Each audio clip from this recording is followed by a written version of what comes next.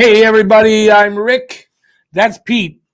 He's the invisible man. No, Pete went to get his phone or something. He forgot last second. So, welcome to Talking Habs, where you get your daily fix of Blue Blanc Rouge. There's Pete. We've got game number 80. Game number 80. It is Montreal in Toronto to take on the Toronto Maple Leafs. Fourth game of the season. Montreal actually winning this season series so far, 2-1. We'll see what happens here. There's Jake Allen out, so they called up Caden Primo on an emergency recall, and Corey Sheneman as well. Primo will back up Monty, and Sheneman is in the lineup. I'm trying to figure out which defenseman is not in the lineup because Sheneman is in on an emergency recall. But I think because they sent them back on Friday, Sheneman was in the last game. I just didn't see the last game because of the ice storm here. My internet wasn't working, and so I don't really know. Talking out of my ass a bit. But what else is new? All right, so we got, I don't know, about 8 minutes or so till puck drop. So talk to us here in the chat, and we'll just go from there because that's the kind of night it is. Habs Guru, welcome back. Says go Habs go. Pete says, hi, everybody. Pete, you said hi to yourself. Just wanted you to know. I know. Awesome. That's what happens when you're schizophrenic and you have multiple personalities as well. Yeah. So which one we got tonight? Hopefully Pete the Fist. It's always there. We got Pete the Fist. So listen, if you're here, talk to us here in the chat. We got, like I said, about 8 minutes until they drop the puck. I will attempt to do some play-by-play. I will do some commentary. Pete will do some commentary. We will both talk to you in the chat. And if Matt joins us, he'll sit up on the side on top looking at his phone. That's the lineup. Why does he get to be top? I like being on top.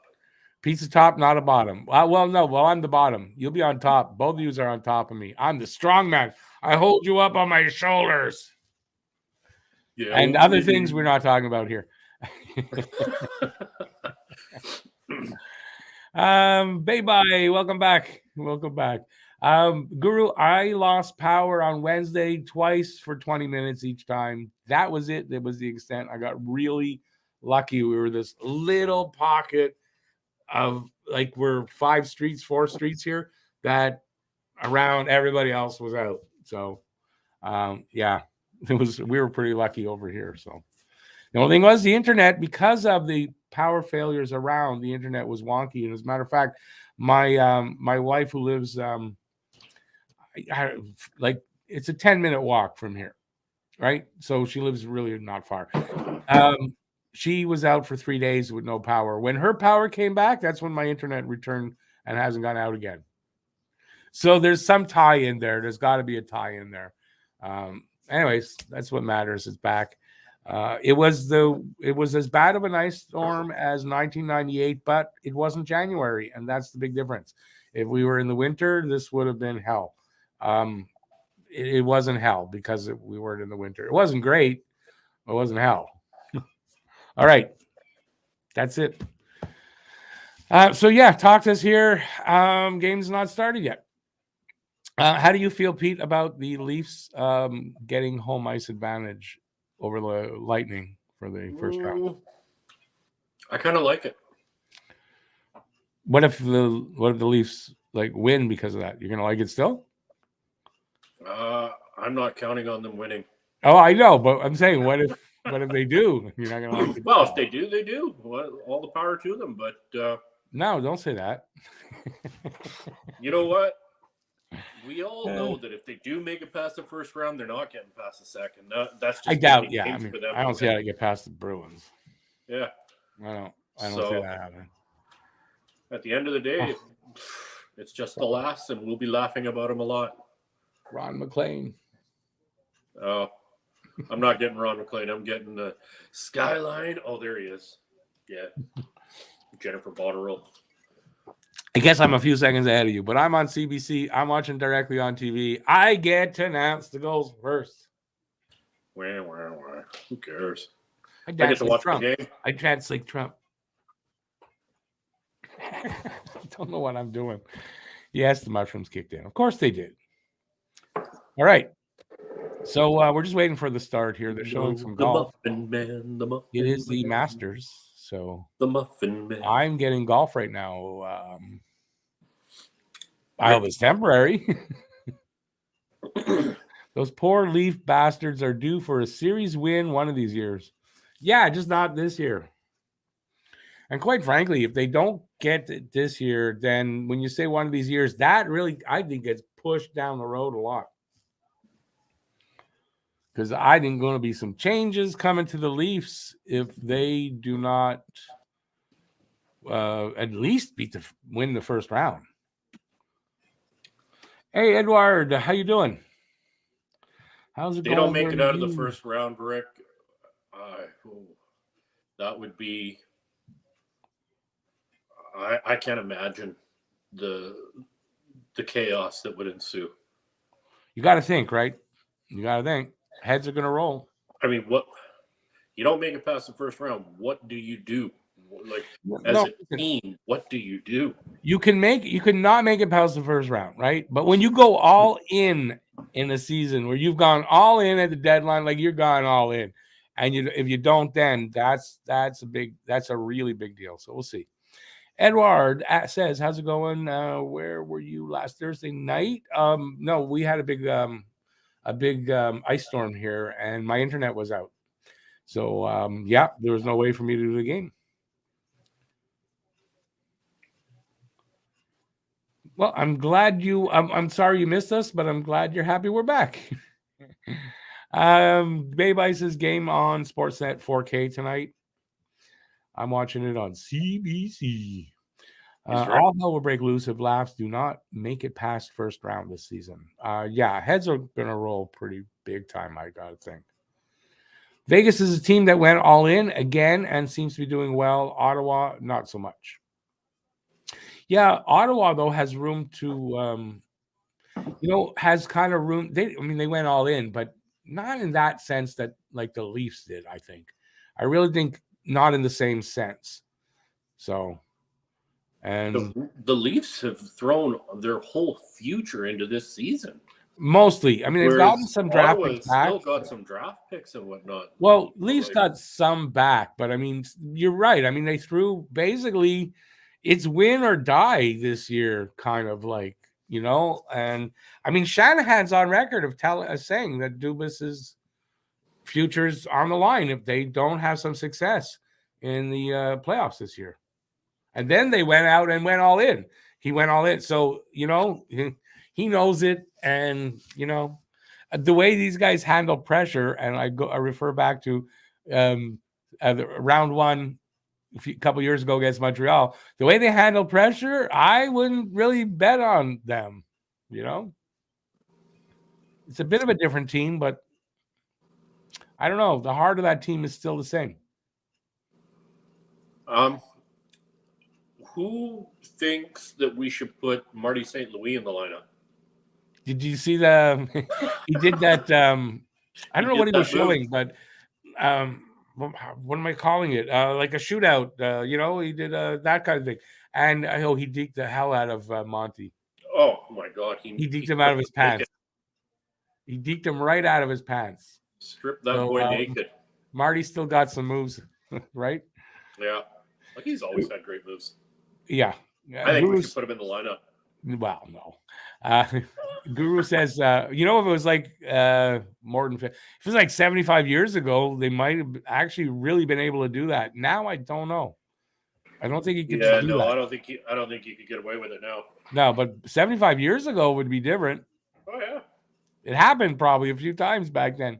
Oh, I'm sure something transpired back then. Yeah, there were some, maybe a little farther back, but there were times when, that's what happened. The coach had to go out or the GM had to go out and coach. Somebody would have had to go and play. Yeah. Guru says, I could see the Leafs signing Drouin because he's in their price range with their horrible cap situation. I'm all for that one. Sign him. Take him. But you know what? Drouin would end up haunting us. I could just see it. He'd haunt us after that. You know what? Wouldn't bother me because think of what he'd be doing to that team.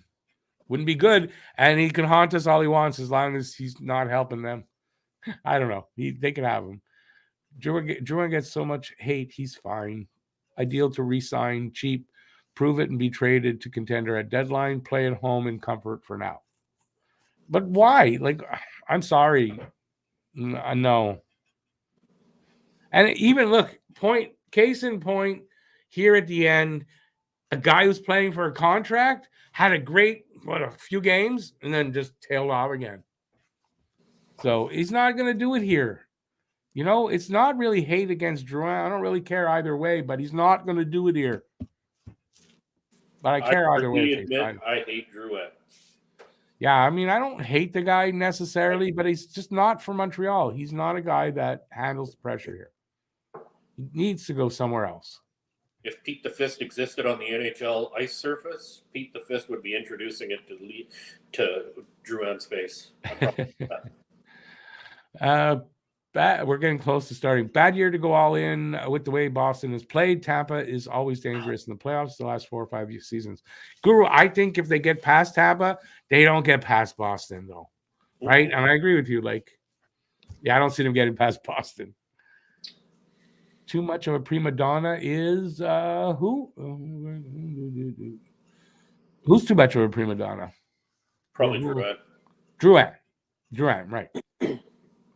I mean, here in Montreal, I'm not saying anywhere else. He doesn't handle the pressure here. I'm not going to call him anything else other than he doesn't handle the pressure here. That's it. He can for very small periods of time, and then he's back to Drouin, and that's not enough. Let him go somewhere where he can actually succeed. He's not going to do it here. He will, if he leaves here and goes to another NHL team, as long as it's a small market team, like a quiet team where there's not a lot of hype, I think he'll do well because you won't feel pressure. But if he goes to Toronto, Ottawa, wherever, Edmonton, Calgary, any Canadian team, he's going to. I think he can go to other Canadian teams. I don't see him making it, though. I think it's just Quebec. He can't play here in Quebec. That's all as far as I'm going to go. He doesn't handle the pressure that the French Canadian players are put under when they're here in Montreal. I mean, it's a real thing, and some guys handle it well, some guys don't. I mean, look at Raphael Harvey-Pinard. Seems to be handling it just fine. Jonathan Drouin, not. And it's through I think the years Raphael like that. A love for the game still, right? Whereas, I don't know, that's one of the things that I've always questioned with Drouin. Does he still love the game? Like from the heart? And this is a kid that took it up really late. Something like 14 or 17. He took it, like, not 17. He took it up really late, like at 12 or 11. He started to skate and play hockey. So a lot of talent, but is there the love of the game? We don't know. Maybe that's the problem, right? He doesn't have that love of the game that so many guys do have. But I don't know. I'm not going to speak for him. I can only say there's enough the resume. I don't know what the word I'm looking for. It's in. He doesn't handle it well here. That's all.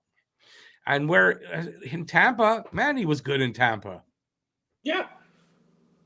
So that was early on in his career, but yeah, he handled it well in Tampa. Well, see, Baby says no. Baby says he didn't. I saw the highlights I saw in Tampa. He looked good. That's highlights. He looked better in Tampa than he did here. I think so too. Yeah, much better. I think he would do good with Columbus, Arizona. Yeah, they're about to drop the puck. Somewhere where, even Vegas, he might do well. Yep. Edward says Vancouver could take him. Do we? I don't think we're going to get that lucky, Edward, about Connor Bedard. I don't think so. I hope we do, but I don't think we're going to get that lucky. And then if we do, I'm going to really be happy. And if we don't, I'm not going to be so disappointed. That's the name of the game. All right. So we are just about to face off. Just about to face off.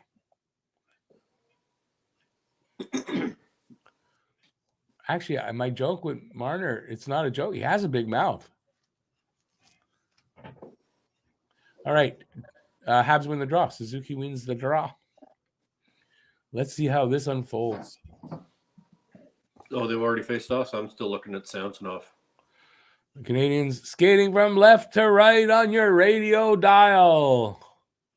At least on my screen they are.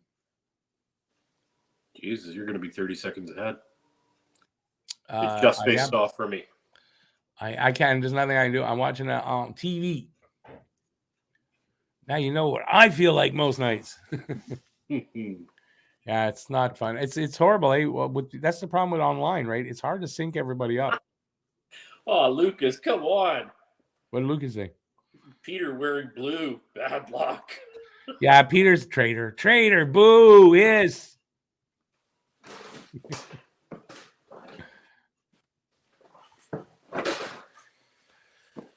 There you go. He's in. I just say the reverse retro blues. All right, we got something going on here. Marner over the line, looking for someone to give it to. Taken away by Montreal. They give it away at the red line, though. Here comes Matthews over the red line, over the blue line, dumps it off to the side. That was Marner. Tried to dump it into the corner. Comes back right on his stick, pretty much. And he basically just hit somebody with his pass, and we got a whistle. Hooking call to somebody. I did not see who. And I don't know if it's Habs. But, yeah. Evans with a hooking call. Was it Evans? Yeah, Evans on Marner. He got his stick up into his hands. To me, that's slashing, not hooking. But I saw the ref do that. That's hooking. Yeah, hooking. Didn't look like hooking to me, but you could say he slashed him because he touched his gloves with the stick. You can't do that. Anyways, that used to be slashing. Now apparently that's hooking. Wow. Because that's not the first time I saw that, and they call that hooking. So I don't. Anyway, 25% power play for girls on street corners and told that was hooking. It was that hooking, or you could say slashing on the gloves, right? You could say that, which they call every time. You can't touch the gloves with the stick. You can't. You didn't hear me. No, I didn't hear you. I said I remember being told that some of the girls standing on the street corners in Vancouver late at night, that was hooking. That's hooking, yeah. I've made jokes like that. Nobody catches my jokes. Now you're making one, and you expect me to catch on to it.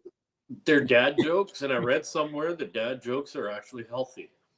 Very healthy. That's why I do them. I'm going to live a long time because of my dad jokes. Mm-hmm. That's why I don't mind smoking so much, because I know my dad jokes are going to save my ass.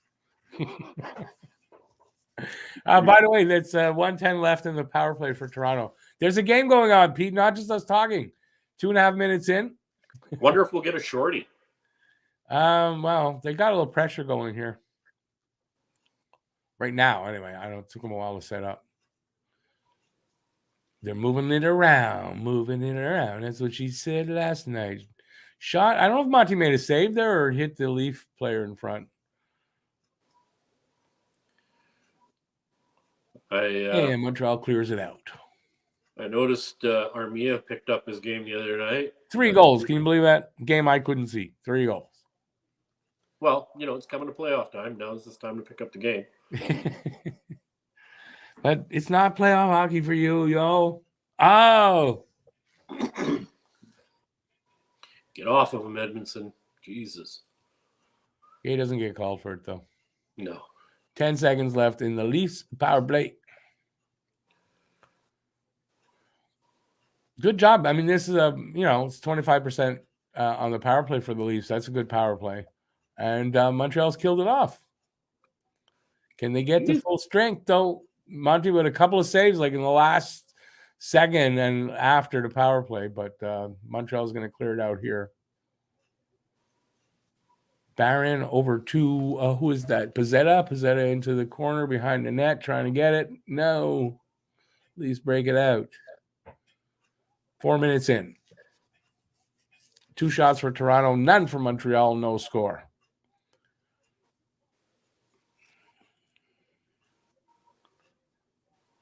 We got a whistle for something. I don't see what.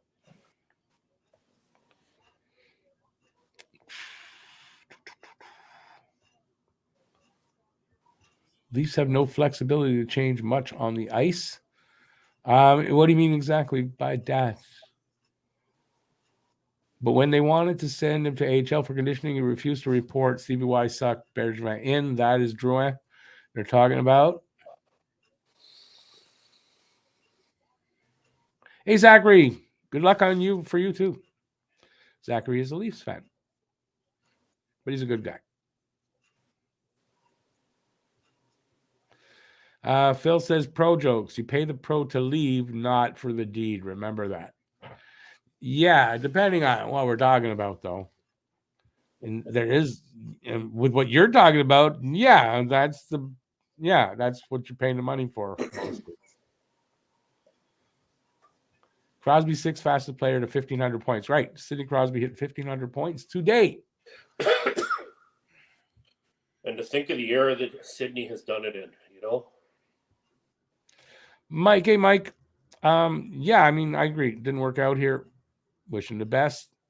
Don't let the door hit you in the ass on the way out. Is Josh Anderson playing? No. I just dropped my pen. Andy's been out for a little while now. And aren't you sitting him out for the rest of the season? Yeah, he's out for the season. He's out for a little bit now. It is a very depleted Montreal Canadiens team. If you guys barely beat us, there's nothing to gloat on your end. But they'll gloat anyway. God, gloat. Let them have it. They never get to have it. Who never gets to have it? Toronto. Lately they have, although not this year. I mean, we're beating them 2-1 so far. I mean, we've got, how many years of hockey that we've been playing against Toronto, and we've owned them. So let Toronto have like a little bitch. You're right. Let Toronto have something. I mean, maybe they'll have some yearning to want to come back and try to challenge us in the next couple of years, and then we'll just have to bitch slap them again. That's all. Yeah. So far, Montreal not getting a shot. 3 shots to none. That's okay. We want to embarrass them on the shot clock. One of those. Did I say Toronto? Montreal not getting a shot.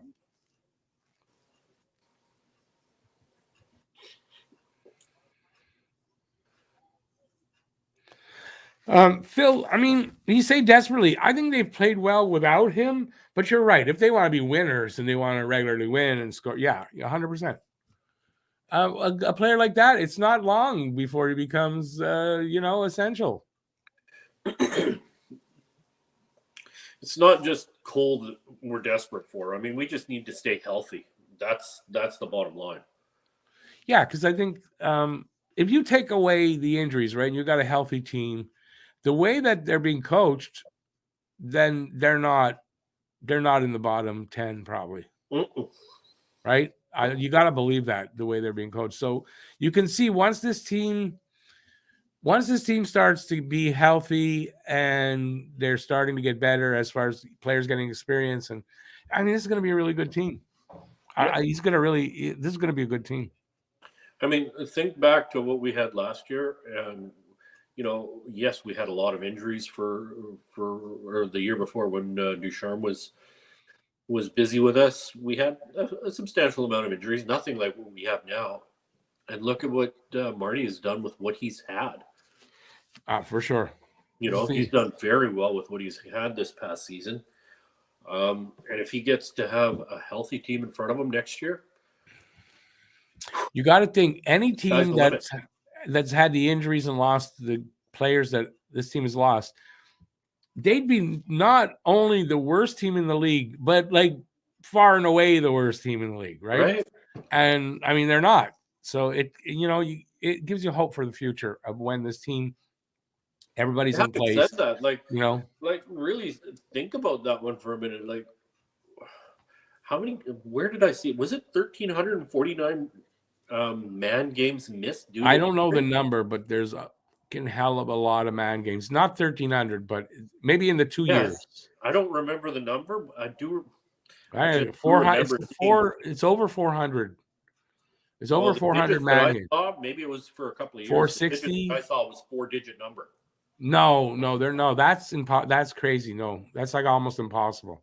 No, they're over the past couple of years, possibly. Like maybe it was for the past couple of years. They might be just over 500 man games lost, which is an astronomical number for a year, for a season, for a team. 1,000 is like everybody's out and dead. Like they're dead.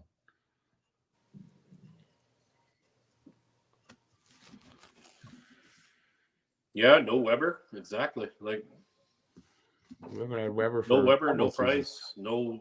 We haven't had a lot, Philip. We have not had a lot. We've had a lot of bad luck. For a rookie coach this season, Marty St. Louis is proving that he might be a great coach. When you look back at his career, we might be looking back at one of the greatest coaches. One of, I'm not saying the greatest, but up there, like a revered coach. Could you imagine if he ends up having a career like, say, like a Scotty Bowman type career? He might. You never know. No, you don't know. I mean, his start is really good. By the way, we're 7 minutes in. Montreal still no shots. 5 shots for Toronto. No score, though.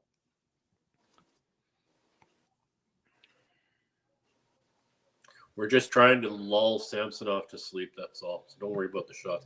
That's what Last 5 minutes of the game. Oh, the first shot. He's asleep. We can score. Hey, it only takes one shot to get a goal. That's all it takes. Remember when the Russians first started to play against us, and they wouldn't get a lot of shots, but they'd score. But their shots were, when they got a shot, it was dangerous. They made it count. Yeah, they really did. That's the first time I ever saw that theory. And, like, okay, Toronto's got 5 shots. Any of them really good quality, high-scoring chances? They had a couple good chances in close. Monty made a couple of good saves. But in tight, like in close. So not shot, like not from a distance shots.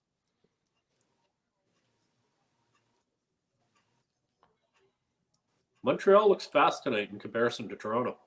Or is it me? I'm not really paying attention to that, to be honest with you. They just put up Drouin four goals and 10 points. And I don't know how many points in his last so many games against Toronto. That's how quick my memory. I didn't even remember any of it. Shit. 4 goals. Okay, we're almost 8 minutes in 12 games versus Toronto. There you go. So if you're looking to Drouin and get points tonight, well, he should tonight. He should. You know who blows my mind? RHP. Hands down, that kid blows my mind. Yeah, we're playing horrible without him. He comes back into the lineup, and look at what he did. Like, he just brought. He's energy. This kid is energy. So much life. He's energy and he's good at the same time. You know what I mean? Like, this kid brings a lot to the table. Speaking this week before, weren't we talking about a player, and now we can't Cole, and now you can. Well, you know what? Harvey Pinard's that kind of a guy too. Right. You miss him when he's not in the lineup because he brings a certain energy out on the ice that is hard to replace. It all comes down to simply everybody that we have on the team. If we don't have them, we miss them. Like everybody brings an aspect to the team, to the family, whatever you want to call it. When you've got talented players, Pete, you miss them when they're out. Yeah. Like we've got Jack-Eye who bring, what do we get? Pardon me. Sorry. Did we high stick Nylander? Did they? Saw the arm go up. I think we high stick Nylander behind the Barron, high sticking. You called it. Yeah, no shots yet. It's going to be one of those games, man. Any blood? Guru says Price and Byron, 164 games missed by themselves because they missed all the games. So it's over 500 man games missed, but I mean, that's a shit ton of games. Hey, Brad, how's it going? Good to see you back. Let's see now. So we saw the power play, second power play of the night. Montreal killed off the first one. 7 shots to none with 9 minutes gone. No score. It's okay. Is Monty going to turn out to be one of those goalies that under the worst adversity, this guy comes up and he makes the saves and all that? And as I said that, they scored. Mitch Marner with the first goal, looks like. Somebody got it anyway. I didn't even see it because I was Marner with the first goal. I'm sure there's people in the chat that had that guess. Somebody must have. Yeah, Matthews Marner scores. That's kind of what it was like, back and forth. Hopefully next year we learn to stay out of the box. Yeah, well, with Toronto, listen, they got a 25% power play. It's a good power play. If you give them enough opportunities, they're going to score.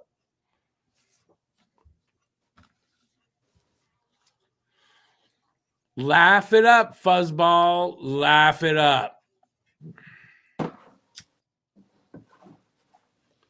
Not you, I was talking to. They were laughing on the bench there. I heard somebody say 7-2 Toronto on the pregame chat. Yes, somebody did, and I believe it was Adam had 10-0. So, wow. Matthews and Gustafson with the assists on the Marner goal. Marner, I believe, now 3 points away from 100. Am I right? Well, I just hope he doesn't get 3 points tonight. Who knows? Just like we kept Ovechkin off the. Well, did our best to keep him off the points, but he got a couple of points the other night, didn't he? 1 or 2. Who? Ovechkin. I think so. I think no he got goals. 1. They only had 2 goals, so I think he got 1 point. Yeah, Phil, I like that. This is fitting the Leafs are first. They'll be first a lot, like first out of the playoffs. Brad, you bet on Marner tonight scoring? That's a bet, though. You didn't take him here and there. Halfway through the first.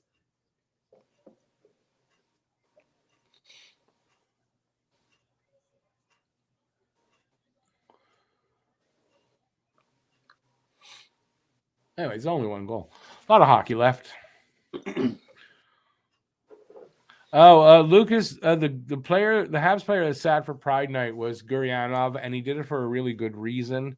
In Russia, it's really frowned upon to support that kind of stuff, and it's dangerous for his family. And that I understand, especially after what happened with Michkov's father. I wouldn't take a chance. So whatever, if I've said something before, I've changed my mind. And it's for the Russian players, I understand them not doing it. Yeah, what happened to Michkov's dad is just, it's scary, so you don't want to step on any toes. We don't know what exactly it was there, but considering where it's coming from, I wouldn't take a chance. And it's been like that in Russia for how many years? I mean, look at it is. Look at what's his name? Don't be gay in Russia. The Russian rocket there, Bure, yeah. Oh yeah, the mafia. Weren't the Russian mob after him? Yeah, money, getting money off of him. Panarin, remember with Panarin? Goals. Remember Panarin 2 years ago? He was he went into hiding in the middle of the season. Yeah.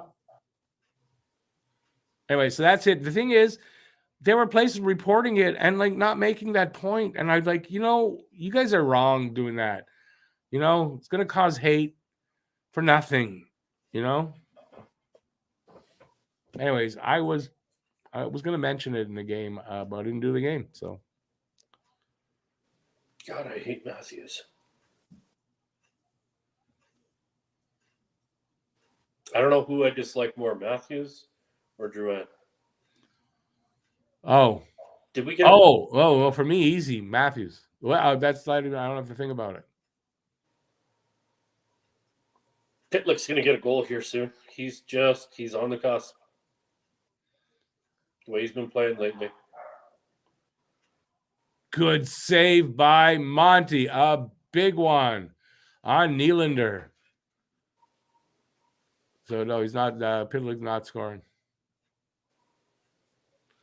Good save by Monty. Good focus. Phil, I don't disagree with you overall. I just kind of don't like people trying to give religious reasons for not including everybody. That's the reason. Religion is going to be the reason. That makes no sense. It's a stupid excuse. They're just whatever. So that's what I don't like. But these Russian kids not doing it, no, I fully understand that. I agree with Brad. Who cares who sat? Everyone should have a choice and not get made to look like the bad guy. If you don't want to, provide your service for a certain particular thing for the team, if it goes against your beliefs, I think that should be allowed. Like, if we have to, accept the LGBT. But they whoa. They are allowed. They are allowed. No one stopped those guys from doing it. We don't need to rag on the players. Well, if you're saying that I'm not going to do it because of my religion, but your religion is supposed to be inclusive and be open, like, is that what? I don't get it. So you're using a stupid excuse because you're a homophobe. That's all it's about. Sorry. Now the Russian players can't say that it's because they're homophobes. No. They're not. I don't want to diophobes. That's what they are, and I understand that. But the other guys, sorry, just come out and say I'm a homophobe, because it's the reason. If that's the reason, then that should be allowed too. Like, people should. They are allowed. To. They are allowed, but they're public figures and they're open to people making comments about it, and you can't stop that either. Nope. So sorry, they're allowed to not do it, and they're allowed also to be commented on. That's all, and that's what I do. I'm commenting, and I'm allowed. The Salming thing. We got hockey. Oh, look, we got hockey. We got 7:25 left in the first on my clock. We got a shot. Oh, we got a shot. Look at that. 9-1. The shots. It's 1-0 Toronto as well.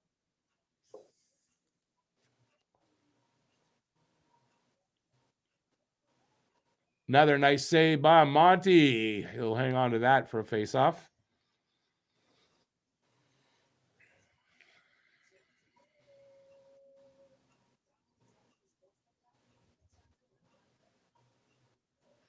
But Phil, again, you guys, they weren't forced into anything, were they?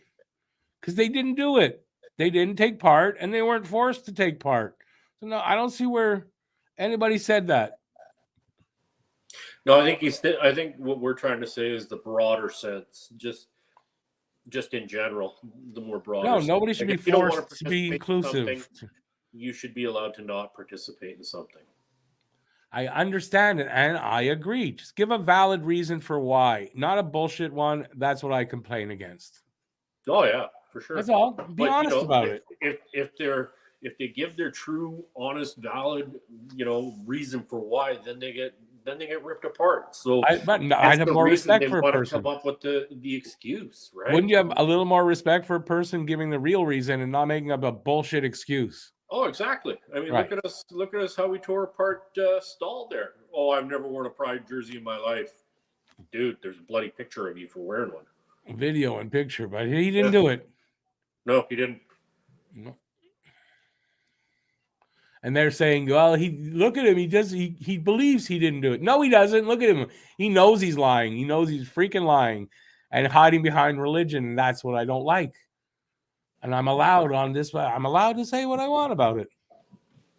And I allow you guys to say what you want about it. I think a lot of these guys just have a lot of NHL players just fear the ridicule that comes along with it. I can't believe I even said that. I allow you guys. Like, I can tell you guys what you should be like, I'm not like that. I even felt stupid saying I allow you guys to say what you want. Like, of course I allow you guys to say what you want. Anyway, enough of that. Enough of this nonsense. We got a hockey game here. We got a tripping call on the Leafs. So 3 penalties in a row here. Weidman for tripping. Legitimate.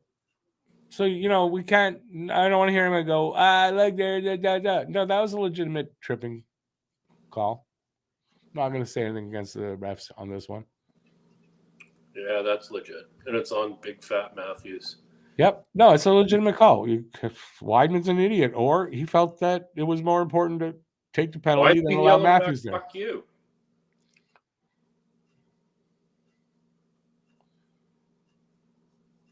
We got a TV timeout, by the way, for people. I don't know. I don't think people are happy with my with my point of view. We only got 13 people in the chat. It's actually really low. The pregame show was really low. There's no interest.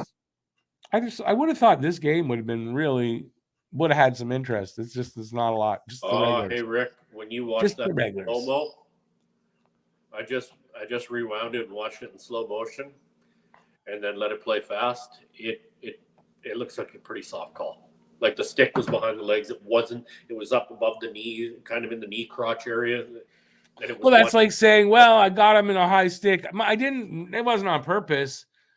Sorry, your stick. You're responsible for. You're responsible for the stick. I get that, Rick. But it's one hand on the stick. It's up high, almost touching the back of the thigh. Tripping call. He felt it and he dove and he got the call. Still got to be responsible for where that stick is, and it makes it look like it's a tripping call. I'm not saying it might not be a light call, but that's a tripping call. Believe me, if that was the other way around, we'd be wanting that to be a tripping call. Well, I try to stay unbiased that way. I don't know. My opinion, I didn't see it slow-mo like that. Well, I kind of did. They replayed. It wasn't fast. Yeah, I did the fast, and then I went back, and that's what I love about TV today. You can fast forward, rewind. I guess as much as I'm on the refs all the time, I'm not as strict on them as some of you guys are. Some of you guys are even more strict than me.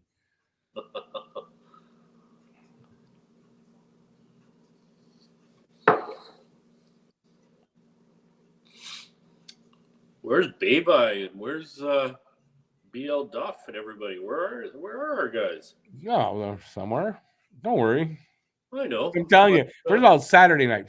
Saturday night, people do have things to do on a Saturday, and there's not as much interest in. Although this should be a game where you think Habs fans will want to watch. I refuse to think it's me that nobody wants to watch. I'm not going to think that way. It's probably me. I wouldn't say that. It was Simons that got tripped, not Matthews. 2-0. Second power play goal. Don't take a penalty. Let me see. Yeah, eventually the Habs have got to learn, hey, if we go in the box, we get scored on. And we're getting out of the box, we actually compete. We're getting annihilated on the shot clock, 14-1. Let me see it, though. I haven't seen it yet. Oh, yeah. Tavares. Stay out of the goddamn box. I don't know. Who gave him the pass? That was a good pass. Marner, not surprised. Marner's a hell of a passer. That was like a perfect pass from Marner. Habs fans are hiding. I'm not hiding anywhere, Adam. I'll never hide. But I'm also not a crazy Habs fan. But you guys do it too, eh? You guys do it too. If this game was going the other way around, yeah, Leafs fans would be hiding. Oh, we're gonna fight Pizzetta and Simons, I guess. Pizzetta fell. I'm not there yet. Pizzetta fell. Fight over. Looked like it was going to be a good one. Pizzetta going to the locker room because it's 4:40 left, and they're both going to they're penalized for more than the rest of the period. Oh, come on, Simmons. You're not a bloody heavyweight.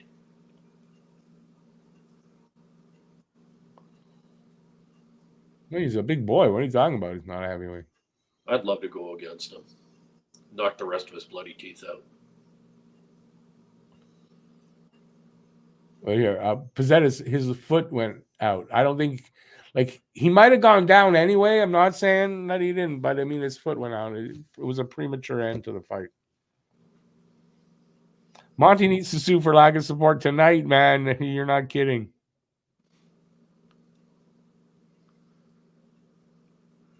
Yeah, you're probably right, Phil, about that. It's okay. They'll come back. Yeah, Pizzetta's too vertical when he attacks. He's got to get down a little bit lower. Need some fighting lessons from Arbor.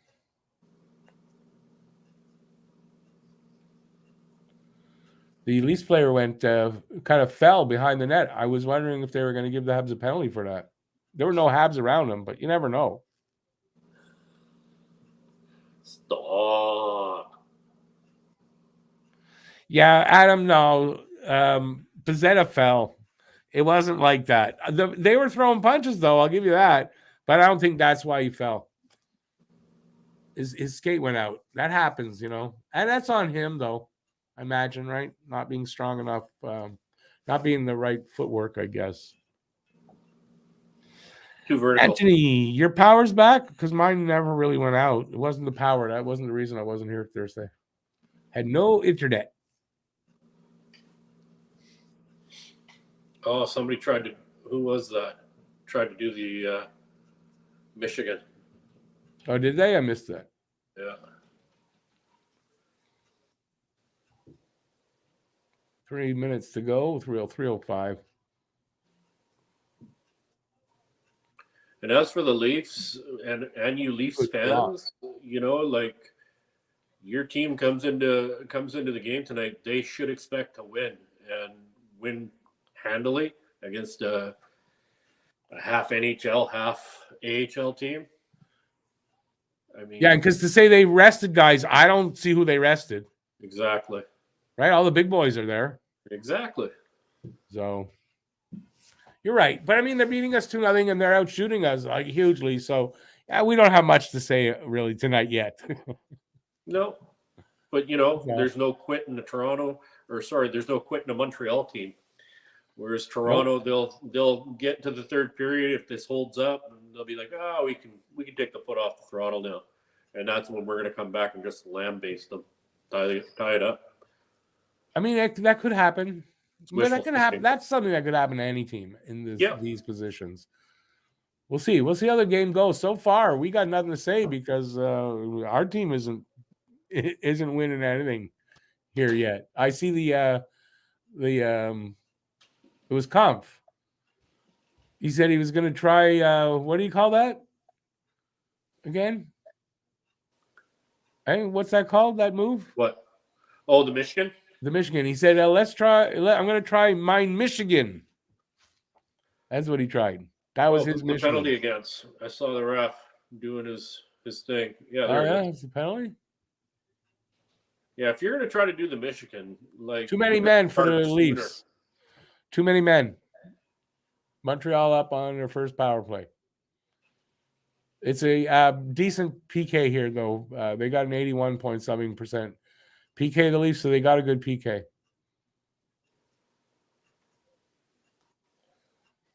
That's one thing. Their special teams they're going to be tough. So Montreal's power play sucks. I'm not really expecting much, but you never know. No.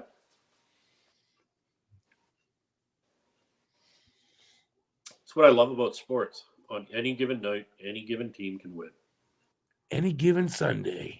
Yeah, any given Sunday, right? No, this is true. It's what parity's all about, number one, right? And there's a lot of parity, and that means any given night, any team could beat any other team. Exactly. That's just how it is. Because you don't see a team in the NHL ever go. Oh, they almost connected on a shorthanded. Jesus.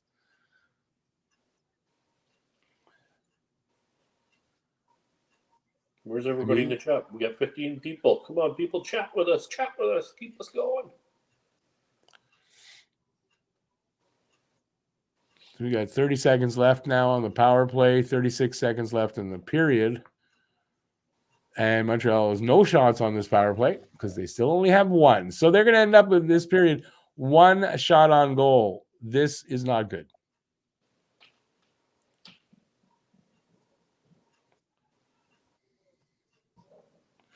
in the intermission, Leafs fans will need to go to the bathroom to change their underwear from the cum stains that are in there from all this winning for for Toronto tonight.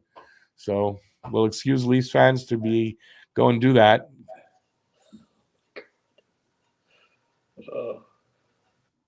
And the period's over. I'm just bugging you guys. But it's true. It's true, but I'm just bugging you. That's kind of like a penalty and a dive call at the same time. It's true, but I'm just joking. Oh my goodness. It's kind of like that. Now, I had a joke like that. What was my joke? How many chances are you going to let Giordano stand there and take? No, it's not Giordano. Who's 58 on Toronto? Bunting? Yes. He got 3 shots at the end of the period there. How many times are you going to let him? Like, he should have been on his ass. Third shot should have been a penalty. Without a doubt, the third one should have been a penalty. Because that's how they go. They'll let you go 1 or 2. Apparently, that's how it works. And the third one, they'll call you. So, but, Where is the sense and sensibility in this game? Mike, injuries were part of the game before. I mean, it's not changed just right now this year for Montreal, and like last year, injuries have become a real big part of the game. But I mean, injuries have always been there. Depth has always been really important. It's the depth we've never had. Yeah, well, not never, but I mean, it's been the longest time, right? Yeah. Like in the last 30 years, not really, right? We haven't really had much depth. And we finally do. So it's really, and it's showing, right? Because if we had no depth, there's no way this team is competing like they are for the last 20 odd games, right? So, all right. So we got an intermission. So talk to us here in the chat. We got, like 14 minutes or something like that now until they drop the puck for the second. Whatever you want to talk about. Philip, most people can't even name the original 6. So, what did Phil ask? There right? are 32 teams. Most people cannot name half the teams. I can. It's not that I can't, but if I'm put to the question, all of a sudden, I think sometimes I'm sitting here trying to think of and I've done that, go through all the teams, and I can't remember them all. I gotta look it up. It's not like I don't know the teams though. It's just the way people's minds work, I think. And then there's people that are stupid. I mean, there's both. Go Whalers. Remember that? The Hartford Whalers? First he said Wanderers. The Montreal, it was the Montreal Wanderers, wasn't it? Go Whalers, go Deeks, because they were just a bunch of dicks. I was on, what side I was on that. I was not a Nordiques fan. I absolutely hated the Nordiques as much as I've ever hated Toronto. But, man, did I love those games. Man, were those games good. I was just going to say, how could you I love that rivalry. Love the rivalry. I hated the Nordiques, though. Oh, yeah. Yeah, you don't not hate the Nordiques, but didn't like Nordiques fans, didn't like Nordiques. It was just like Toronto, but the games were were just amazing. The games were intense. We were talking about it in the pregame show. Someone was talking about that, and I said, some of the playoffs between Montreal and Quebec were great. I said every single game between Montreal and Quebec was like a playoff game, and that's what the beauty of it was. Every single game was like a playoff game. Because they weren't fighting just for the cup. No. They were fighting for other things too. And that, it was all the language shit going on here in Quebec. And those two teams were that fight. And yeah, so it meant something. At least that I grew up with. I mean, I went through that, didn't grow up. I was already an adult, but it meant something to us. Still does. Not gonna lie, I kind of liked the Nordiques sweater. There's nothing like watching a 70s hockey game between the Habs and the Nordiques. I get caught. I catch myself doing it sometimes. Yeah, well, I watched them all. Watching them. There weren't too many I missed. And yeah, I but like I said, I hate the Nordiques. Oh, But I wish they were back. I wish they were back in the league. right. Oh God, yeah. Oh, could you imagine if here's a dumb scenario, but wouldn't it be cool to see Bedard go to like Arizona or something or Columbus, but that team that Bedard goes to folds where they are and end up going to Nordiques. Oh, I know Bettman would never allow it, but could you imagine if there was a superstar in the province of Quebec like that? That'd be just. They're not getting it. Like I don't. Half the things, Oh no, bad things would have to happen for the Nordiques Bettman to will get a never team. let another team happen in Quebec. Yeah, unless he has no choice, and because they're ready and he can, to his if it's to They his are ready. benefit, he'd do it. They are ready, are they not? I thought they. Yeah, that's what I'm saying. So if it's to his benefit and he's got no choice and he needs them, then he'd Like, do it. Other than that, where's not this happening. guy's head at? Could you imagine the revenue that would draw? I know where his head is at. Up his ass. What do you think his Count head is at? Chocula's head it's not up his ass, it's up somebody else's, and I don't know who. It's up his own. Full of himself. Yeah. Anyways, he hangs from his closet at night. That's how he sleeps because he's definitely a freaking vampire. That guy. He sucked all the blood out of the province of Quebec. Is the old man going to go to a local bar for the last game? No, my dad's in a care home, so no. He's definitely not doing. If you're talking about me, no, I'm not going to. We're doing the game. Pete's going to be on, and Matt's going to be on the last game of the season. We're all three going to be here, and we're going to have a lot of fun. Yeah. And can't do that. I'm not going to be able to meet Pete in a local bar. Not going to happen. So, yeah, no. Not unless I decide to fly out there or something. I don't think I can do that. Too busy. Yeah, I don't really go to bars anyway, so. Bedard going to Arizona would be tragic. Needs to go to Montreal, Chicago, or Montreal, Chicago, or Montreal. Yeah, Montreal. 2 shots to Montreal. I'm down for that. Screw Chicago. Riley, Brody, and Yarncroc rested. Those are the guys they rested. Yeah, the big guns. And you know what? If you lose tonight, it's because of that reason. Because Riley, Brody, and Yarncroc, they would have made the difference. That's all I'm saying, right? Your two best defensemen. Look what our team has. Who is ASE? That's Adam. Adam's a good guy. Adam? It's okay. Adam's a good guy. He's a Leafs fan, but he's a good guy.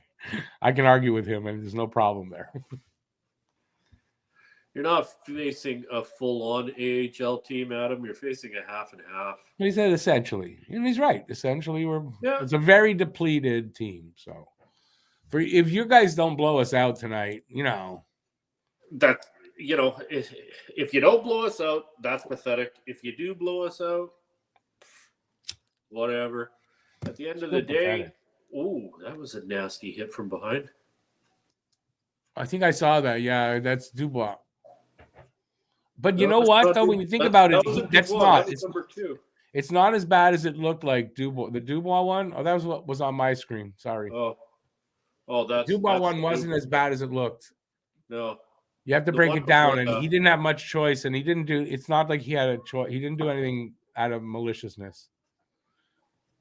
They just won't give up on this Dubois to Montreal thing, eh? Yeah, I know, but I'm defending him, but not because I want him to come here. Everybody needs to just stop. No, Adam, it doesn't. No, I don't think that's anything written in stone. I'm sorry. You see Elliot Friedman? Well, he's not there tonight, but Elliot Friedman sits on one of those panels. That changed Elliot Friedman. He's not the same guy, and I'm sorry. I don't believe everything I hear from him. I just watched a video earlier today, and Kippersoft said quite some time ago that it was going to happen 100%. Yeah. Drager laughs and says, yeah, maybe 50-50.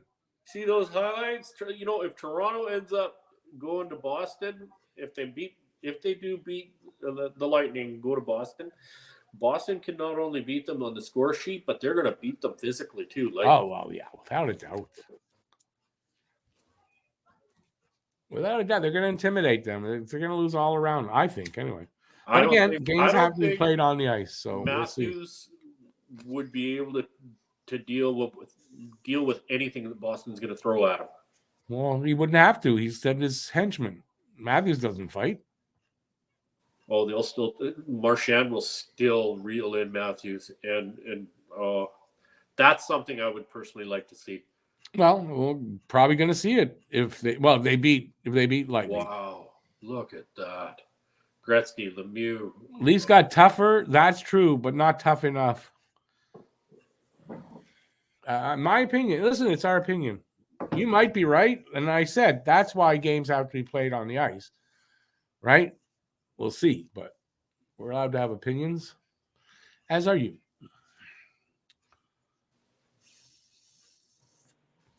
Leafs literally have no chance in the second round. I agree. Again, it is our opinion, and I agree with that opinion, but that's not we don't know that till the games are played. Because I've seen too many times where we say that, and it's not how it happens. So I'm not going to jinx it for that. And I'm just going to say, they have a chance. I just don't believe that they'll beat them. But they have that chance. But they're not going to beat them. Just like I have a chance of finishing this bottle today. There you go. You do probably have a chance. Now, the games have to be played. I just don't believe they do, but games have to be played. Because, don't forget, Boston has that one chink in their armor this year, and that is that they're going to win the President's Trophy. That's the only, That's the so we're going to find out. Is that a jinx or not? We're going to find out. And it's not every year. There are President's Trophy winners that do win. Which is that in general they don't, so we'll see. And if they don't beat the Leafs, we're going to use that as an excuse.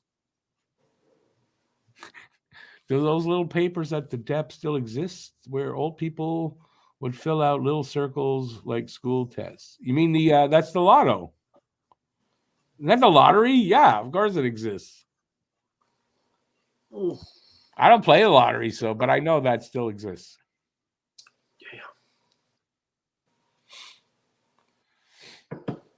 Yeah. What are you drinking anyway? Oh, mezcal. Oh, show me the bottle. Is that a different bottle? What did you show? What bottle did you show? Yeah, that's not the same bottle. No, there's lots of different bottles of mezcal. Yeah, I see that now, but what's the difference from the other one? Oh, this one? No. What did you just bring out a bunch?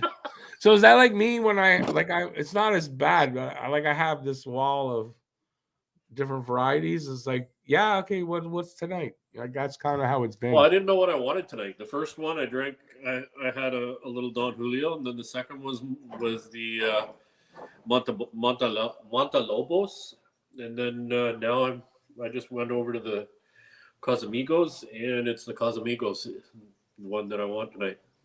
Awesome. Gotta have choice. Phil's has never done the lotto, but think I'll do so this year. Yeah, I don't win, but I also don't bet. But yeah, I'm not gonna win. I used to play the lotto a little bit. Some guy out in Saanich won the $55 million 6 months ago and finally came out and said, "Yeah, it was me." He's still gonna work. Well, yeah, $5 million. What's $5 million today? 55. Oh, 55 million. Yeah, he's gonna work, but he'll have his own business. He's got his own business. It's a bookkeeping company that he owns, and he's gonna, well, that's boring. He'll do something exciting. He's still gonna, do everybody's books this. Yeah, and he's nuts. He's just a nerd that likes it. That's all that to him. To him is to each his own, as they say. Phil says he'll bet against the Leafs making the second round. Is it that specific? Yeah, you can make that's props, I think. Stuff like that. Anyway, yeah, you can make specific bets like that. No worries. But you got to go on one of these betting agencies that advertise it. I would never do that myself. So yeah, 55 million doesn't go very far, eh, Philip? 2 crates of avocados or 1 month of Starbucks. Yeah, that might get avocados. I don't drink coffee, so. So where do you see Montreal finishing next year? I'll say they'll be an 80 to 85 point team. I'm going to go in the standings and say they are going to finish somewhere between, I said it before, between 8 and 12, I think next year, somewhere in there. It'll be better. I don't think a whole ton better. As far as in the standings, will they be a better team overall? I think they will be, but I don't see them winning a ton more. Pete, we've talked about it before. Remind everybody what you've. I'm pretty sure. Yeah, it's just too hard to tell. You can fantasize about it all you want, but yeah, I'm offering around 10. Yeah, somewhere in that area. I don't know, bottom 10 maybe, but maybe just outside the bottom 10, but in that area. It's too hard to tell. I mean, Christ, we could it is, but I'm not going to go as far as say, oh, they're making the playoffs, which some people are doing. No.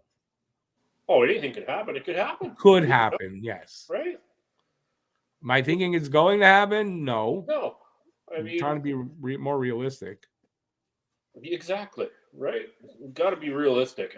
And right now, with the team we have on paper, right at this moment, 10 will stay the same.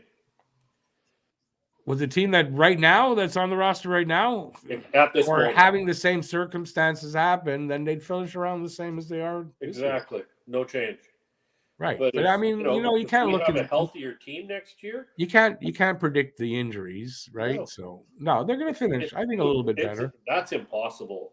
Well, no, I shouldn't say it's impossible, but it's hard to predict where you're going to end up. I mean, injuries come. Like, what if Carey Price magically decides, hey, you know what? I'm fine. I want to play next year. Yeah, but it's not a thing you can just magically decide, though. Exactly, right? So it's not. No. So I'm happy as long as we put an NHL team out there, not an AHL/NHL team. I want an NHL team out there. No, I'm happy if I see progress. If I see progress, I'm happy. They start working towards the goal. Quite honestly, I'm happy. This season has been progress. Like, come on. 100%. 100%. You've seen progress this season. Development. You've seen development. That's what it's always all about, and you've seen that. The other thing to remember, the kids have learned something here. All those minutes that they got, like, okay, I need to figure this out. I need to get a better health plan going because I need to be able to sustain this kind of energy for 80. Yeah, and no, that's it. That's progress, right? That's the progress, right? Development. That's development. That's progress. Been a great learning curve for everybody involved. And next year, the same thing. If I see the same thing that they developed, you see the progress in the development, I'm happy. I think the team is too. They're not looking for that much next year. It's not that the outlook for the season is going to be very much the same. Development. Adam, you're right. Monty's a good goalie. We like him here. I love Monty. Yeah, I've loved him for a long time, and I think we're just scratching the surface on Monty. Phil, I think you're wrong on his price will magically decide, that he'll play that only if Habs make to the playoffs and only the day of. It's not a kind of thing you can just do that. You're going to notice that they're going to announce it too. Price starting to practice. Price is starting to, he's at team practice, but he's not, But you're going to see that progress. It's not going to be. He can't just all of a sudden say, "I'll put the pads on and I'll play." As much as we love Carey, I don't think he's coming back. It's months and months and months of preparation. No, it's not going to happen that way. Habs win the opening faceoff of the second period. Like, if Price was to come back, he would literally have to be on the ice now, starting to practice for mid-season next year. I wouldn't say now, but I mean, in the off season, Price is going to have to be. You're going to have to hear he's practicing. He's starting to work out. If you don't hear he's starting to work out on the ice by mid off season, he's not coming back next year. Because remember, he's going to be 36. He's not going to be young. It's not going to be just a quick comeback. It's hard to roll out of bed at 36. especially when you got the injuries that he's got. It's for what he's doing. Yeah, you're right. Hey, Randy, how you doing? Yeah, I lost power very briefly on Wednesday, twice, very briefly, and the rest I had power. I just didn't have internet Thursday. My internet was out, and in that, like, I got it for 5 minutes maybe, and I saw the Suzuki goal. That was it, and then it came on like at 10:30 after the game was over. So nothing I could do. So I had Matt cancel the broadcast.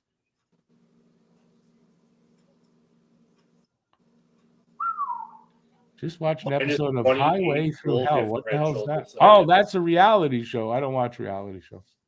What's that, Pete? Sorry. Minus 28 goal differential in the second period for the Habs. Yeah, I mean, the second period's not a great period in general. No.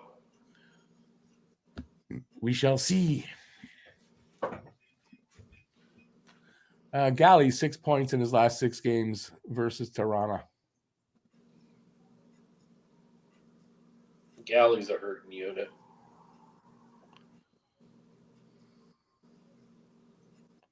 Oh, yeah, he took that right off the... Was that right off the toe of the skate? I did not see that. I'm sure I'm past that. Yeah, you're past it, for sure. That shot that Weidman took, it looked like it went off of Galley's foot, and then Galley took the shot on goal. Oh, it could be, but he's okay. I don't think he's hurting from it. No. He's out on the ice now. The wherewithal to take a shot on net. No, but he's on the ice now, so he's okay, though. But okay. I don't know what to say here. So shots are 18-4, by the way. Toronto kicking our ass there. It's 2-0 Toronto. We are almost 2 minutes into the second period. Hey, Brad, I like that. Montreal should sign Al Quiring. Al Quiring is one tough SOB. I love that guy. From where? What does he do? He's a tow truck operator for. Oh, God. I don't watch those things. He is the kind of guy that just doesn't put up with BS. He'd be fined left, right, and center if he played in the NHL. Constantly getting fined. Phil, I just want to say that would be if I had data on my phone. My phone I don't do that. I don't use my phone like a computer. If I'm somewhere where there's internet, okay, I'll do things, but I don't. No, I don't have data on my phone, so it wouldn't work.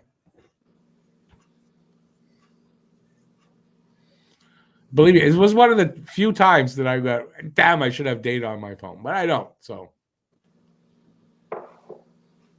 I couldn't. Oh, they just scored a shot from the point. Is that Madison who scored? Kovacevic with a blast from the point. Went in and out. Boom. I had to question it for a second, and then the guys raised their arms. So Montreal is only down by 1.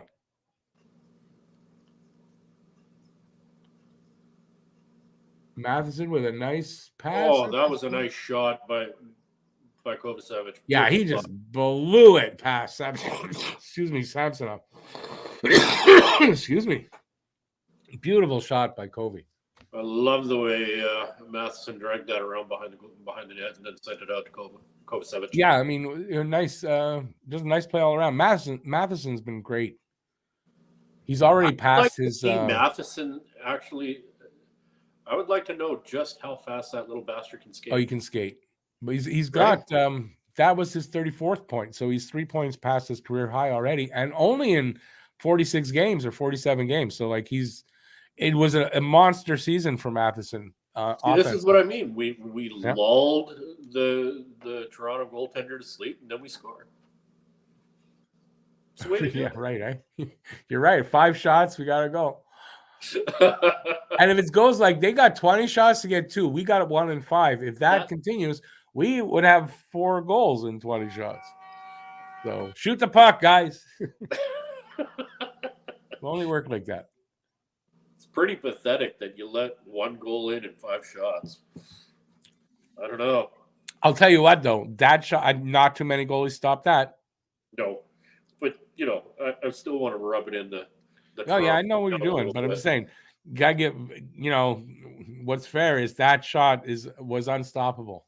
Unless unless it hits you, you're not stopping that. You know You don't what? see it in time. Actually, you see the replay on that?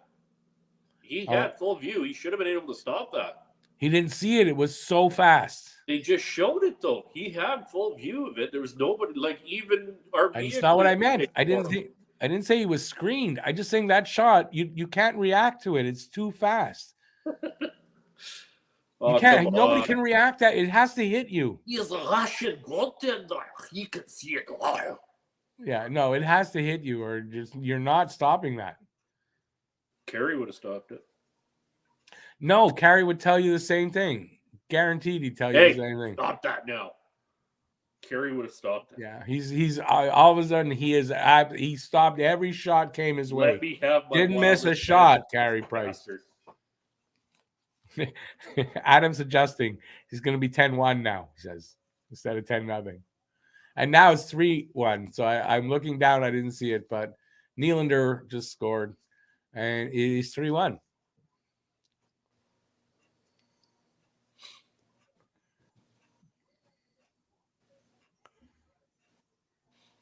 If Carey wouldn't have stopped it, Halak would have. No, I think like Adam says, he couldn't see it. That comes in too fast. You see it. As you see it, it's already past you. You can't react. This is a weird one. This was actually a really weird one. It bounced. That was a strange goal. It went up.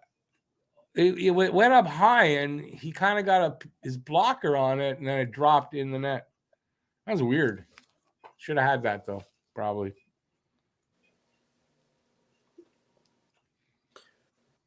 Yeah, positionally, that was a tough save. Yeah, I mean that. Did it go off Barron or did it go off Nylander? Oh, I don't know. I just saw it. Yeah, he got a piece of it with his. It went off his blocker. I'm talking about Monty. Yeah, I think it went off Barron the way they were showing it there. Yeah, it probably did and popped up. So a good attempt by him, but I mean, it was weird. Anyway, it's okay. We like a challenge. Oh, listen, anytime the puck changes direction like that, it's tough. And like the Kovacevic shot, you can't react in time. You just can't. Mm-mm.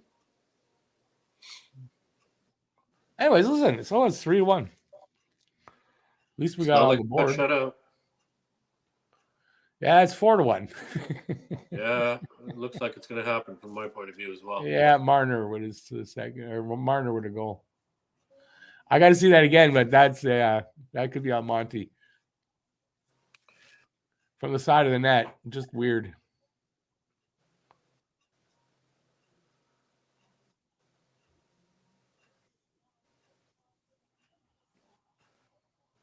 Yep. Went off him. He slid over to the right, I guess, to his left, and it hit him. Went through in between the body and the arm. So, like Jeff used to say, no holes, no goals. But on that one, I don't know. He probably should have had that. Probably should have had that. Well, sitting here looking at it, we've got Gallagher on his knees. We got our defenseman standing around watching. Drouin just adoring. Who is that? Bunting. Didn't even do anything. Like we got 3 forwards standing in front of Monty playing defense. Yeah, I'm gonna give the Leafs their due, and I hate to say, but I mean they're just outplaying us, and they're just too aggressive with the puck and moving the puck around too quick. I don't know what's going on, but the Leafs are making it happen. That's what I see. Sorry. Get that stick out of there. Listen, they want the game more than Montreal does tonight. What it looks like. They have to have this game. If you lose to Montreal, they don't have to have this game. But you know what? You also don't want to lose this game going into the playoffs. Playoffs are just a few games away. You don't want to lose this game here. That's why I'm saying go into the playoffs. So from that standpoint, you're right. And listen, they're doing it. I'm not going to say no. I don't like seeing it, but it is what it is.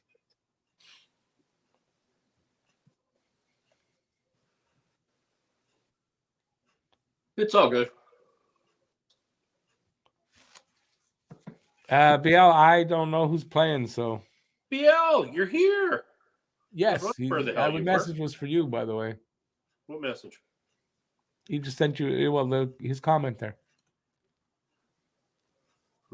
The fist is here. Yeah. And you know what? We're almost halfway through this game, right? And we've got 6 shots. There's no way we deserve even to be in this game. Like, they don't deserve to be in the game right now. So, it is what it is. Well, they got 7 shots now. That was a really weak shot, but hey, it counts. Hey, one of those nights. BL, my support always lies with Montreal. I will not cheer on anybody else. I will watch the hockey games, but there won't be any cheering. It'll just be to watch, see what players are doing, keep They almost scored on what's themselves. happening in the NHL. Marner almost just scored on themselves. What was I? I was going to say something. Shit, it went away. And that's the other thing, like how many times will Marner in the playoffs throw the puck over the net or over the glass, take a penalty? Those are the dumb things that I hate about Marner. Well, not hate, dislike about Marner. Yeah, no, I don't mind Marner. I think if actually we made a trade with Toronto and we acquired Marner, that wouldn't bother me. He's probably the only Leaf that I would adapt to. Ooh, I don't think any of the other ones do. Hey? Did Samsonov pull a groiny?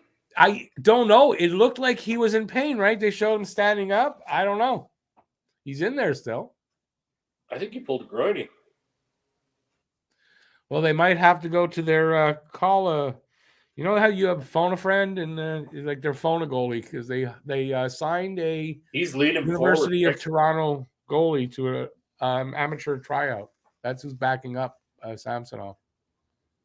He's leaning forward. I would say he's probably pulled it. It hasn't damaged him, hopefully, but I think he might have strained it. Jet Alexander might have to come in. Give Montreal a chance if they had that goalie. Nice save. Well, good save there by Monty.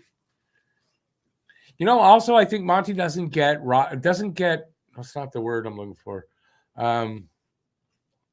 What's the word I'm looking for? It gives him a bad goal or two. It doesn't. A bad goal. It doesn't really affect him. I don't find like he'll come up with some good saves after, and he seems okay. Yeah, he doesn't get rattled. Yeah, that's the word. Case in point, that game there where they pulled him when they had to put him back in, he was good after that. Yeah. When they put him back in, And that's a sign of a good goaltender. You got to admit, sign of a guy that, yeah, you can't rock him. Yeah, I mean, you want a cool-headed guy. You don't want an emotional. Are you speaking of that goal that was scored on us? Yeah, I believe you were. It wasn't 3 defensemen watching. It was 3 forwards in front of Monty that let that goal in. Yeah, anyway, listen, Montreal in general, not playing well in front of Monty. 27 shots. We're not even halfway through the game. They've got 27 shots. That'll tell you everything about the defense tonight. And also, listen, it's a good game by Toronto as far as in the offensive zone. It's working for them tonight. It's how it is some nights. As far as I'm concerned, the way I see it, Toronto should and has to win this game. Bottom line, if they lose this game going into the playoffs, it doesn't look good. It's 4-1. We are, like I said, almost at the halfway mark, but they're not losing this game. No. So, I'd like to see Montreal come back, though, and put a little pressure on them that way and make it close. Will that happen? Doesn't look like it's going to tonight. Hey, James Eagle. Yeah, your Leafs are doing well tonight. They're kicking our ass tonight. Hey, BL, I don't get a lot of information out this way about I have no idea the Winter Spitfires. Actually, we don't get a lot about the OHL or the QMJHL or anything like that. It's mostly the dub that we get info on. I think they're an OHL team. That's about what I know about Windsor Spitfires. Yeah. Anyways, they got TV timeout, by the way. So, whatever. We're losing our asses here. What are you going to do? It's not how I was hoping this game would go. Arbor's brother plays? I don't know where he plays. I think it's Hamilton. Stars, No? isn't it? Or does he play for the Bulldogs? Hamilton. No? Oh, is it? Okay. Okay. I don't know. I could be wrong. I have no idea. I don't know. I guess Does anybody know? BL knows. Where does Florian Jack-Eye play? Or whoever knows, let us know, please. Yeah. So just 2 more games. Like, what was I going to say? The game against the Islanders, it could be an important game for the Islanders. And there's more implication than just the Islanders, right? If the Islanders win, that could keep Florida out of the playoffs. There's some implications there. I kind of want them to let. I want not to let the Islanders. I want the Islanders to win that game. I think. Is that how I haven't looked? I think the Islanders in Florida are battling for that last wild card spot. Oh, really? Okay. I think. Yeah, I haven't looked. I've been for the past few days. I've just been away. Guys in the chat, let me know if I'm right or wrong on that and everything. Yeah, no, I don't follow but I saw this on Twitter at some point. I don't know when. I just opened up Twitter after 3 days, just now, and I closed it up real quick. Yeah, no, I just don't blame you. Samsonov is at the bench talking to the trainer. Then the trainer went over and whispered to Keefe. Woo. Very conspiratorially, too. He's back in, though. Kind of doesn't look happy about it. The goalie, the backup goalie, is kind of looking like, oh, geez, I'm glad I wore a diaper tonight. I might have to go in here. Windsor were the number 1 team in the country and added Shane Wright at the trade deadline. Oh, that's Shane Wright's team. Didn't they get eliminated? Kitchener Rangers took them out 4 straight. Seattle's not happy. And Kitchener is his old team. Got traded from Kitchener. Yeah. That's a kick in the ass. That's a real kick in the nuts. That's how sports work sometimes, right? So if Samsonov is injured and they leave him in, there's a chance here for Montreal to they put some pucks on the net. You know, if Toronto was smart, you need Samsonov. Play the other guy. Get Samsonov out. Christ, you know what? You're right, though, right?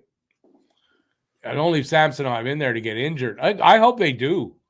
I don't care. Any way that screws them up in the playoffs, I'm happy. But I don't hope for an injury to get worse on a person. But in this case, like if I know that, he's got an injury and there's a possibility that I lose this guy for the rest of the. That was close. Montreal almost scored there. Listen, is this close to the end of the season? Why are you taking a chance? Right? I wouldn't. So leads me to believe that whatever's wrong with him is not serious. No, he probably just jarred a knee, but yeah, something just breakaway. Toronto save Monty. Oh, Armia almost had one there. Yeah, Armia came close. Armia came close.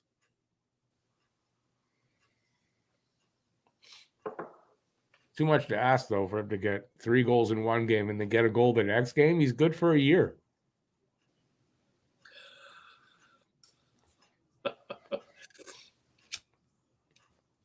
Nice poke check by Monty. I like that.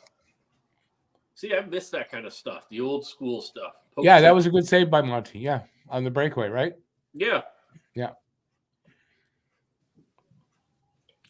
You know, like gone are the days of our goaltenders like Thomas Hasek and remember Brasso?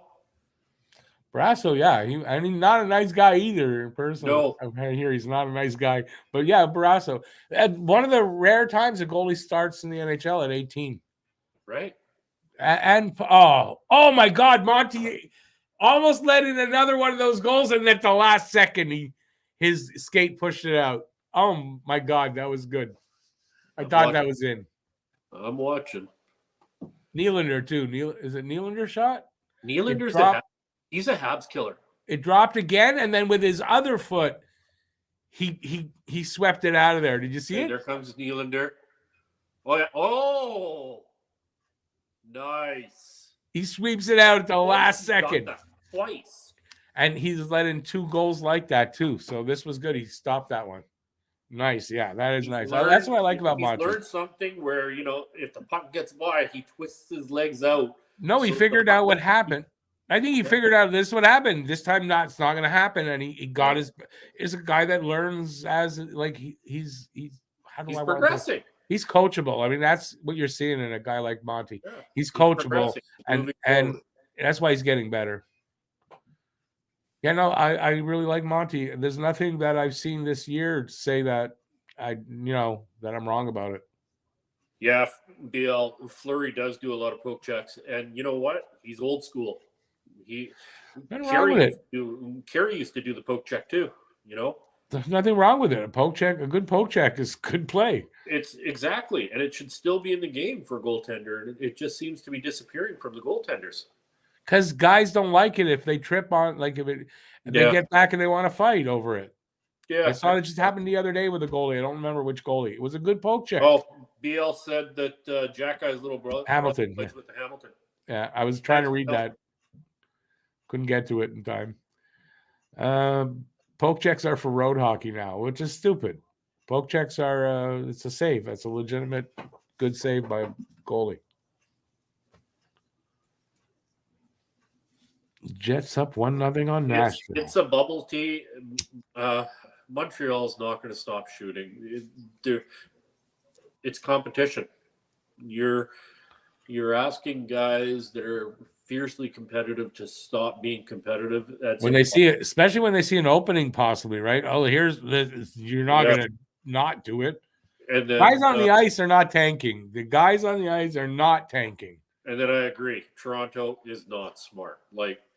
Well, we'll see what happens. Throw the kid in. What's the big deal? Get him some NHL time. Well, we'll see what happens. Maybe it's nothing with Samsonov. If it's nothing, then nothing. It just looked really conspiratorial the way the guy went over to the coach. It really did, right? Right. So I don't know. Your season's in jeopardy if you don't, your postseason. Your postseason's screwed if you don't have Samsonov. Right. And that's what I'm trying to say is if he's not there and this is what's going to be looked at, well, why did you pull him? Well, honestly, for this game, should Samsonov have been in the net? Not really. I don't think so. But if you consider that your backup's not there, then I understand. But if he's going to be hurt, then you take him out. I mean, I would think that the guy's okay and there's no problem there. Jesus, he's even good with his blocker. He's seeing a beach ball tonight for Monty. Monty's playing well. He gave up, I think, maybe one or two of those goals where he could have probably stopped them. But other than that, he's made a lot of saves, and it's 32 shots against, and we're not even out of the second period. A lot of shots. A lot of rubber, Rick, and right a lot there, more coming. He did a blocker save that, you've got to be on point in order to do something like that. So, and he shoved it to the corner. Let his defenseman deal with it. I mean, he could have tried to freeze it or something, but Washington up 1-0 on Florida. Islanders up 1-0 on Philly. I know Florida and the Islanders are in a race to get a playoff spot. Yeah, Jack, I don't even want to read that. I don't think they're going far, but I think winning a first round could happen. And just because they look good against us, that doesn't necessarily mean anything either. What's that about Jack Guy? What's going on? Jack Guy plays for Hamilton. Oh, okay. Yeah. We already talked about that. Which is where they're from, I think, isn't it? I believe so. I believe the family's from so not a surprise he's playing for Hamilton. That's where Arbor played. Yeah. And if Florian is, according to Arbor, if Florian is better, I don't know. It'd be kind of cool to have the brothers playing on the team.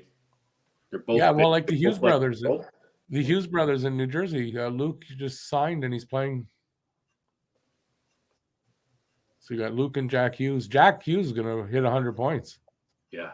Looks like he's only 4 away last I saw. I'd like to know what the parents were feeding the kids in that family.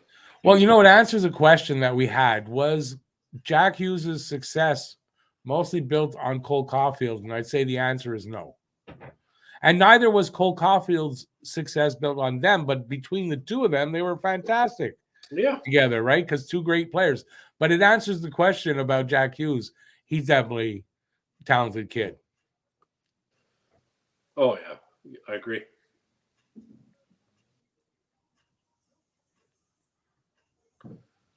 Oh, Harvey. Harvey who? Harvey Bernard. Oh, okay. What do you do? I love this kid. I'm falling in love with this kid more I watch him. Are you going to tell your wife about it or what? No, I'll keep it a secret crush. He'll be your hall pass?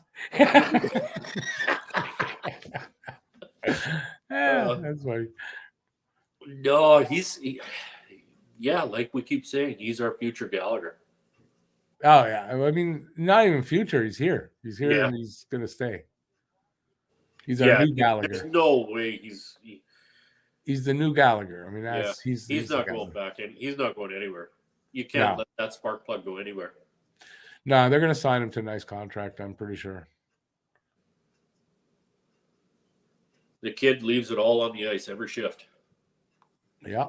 He doesn't take a shift off, and that's the kind of player you need. Well, you need players like that, definitely. And the more you can have like that, the better. Exactly. Right? That have that kind of intensity. Like Armia, he'll play a couple of shifts and then he'll take a shift off. Same with Drouin and Hoffman, and there's so many guys. Games off. Never mind shifts. Games, never mind shifts, man. Yeah. Right? I'm trying to be nice. Well, be realistic.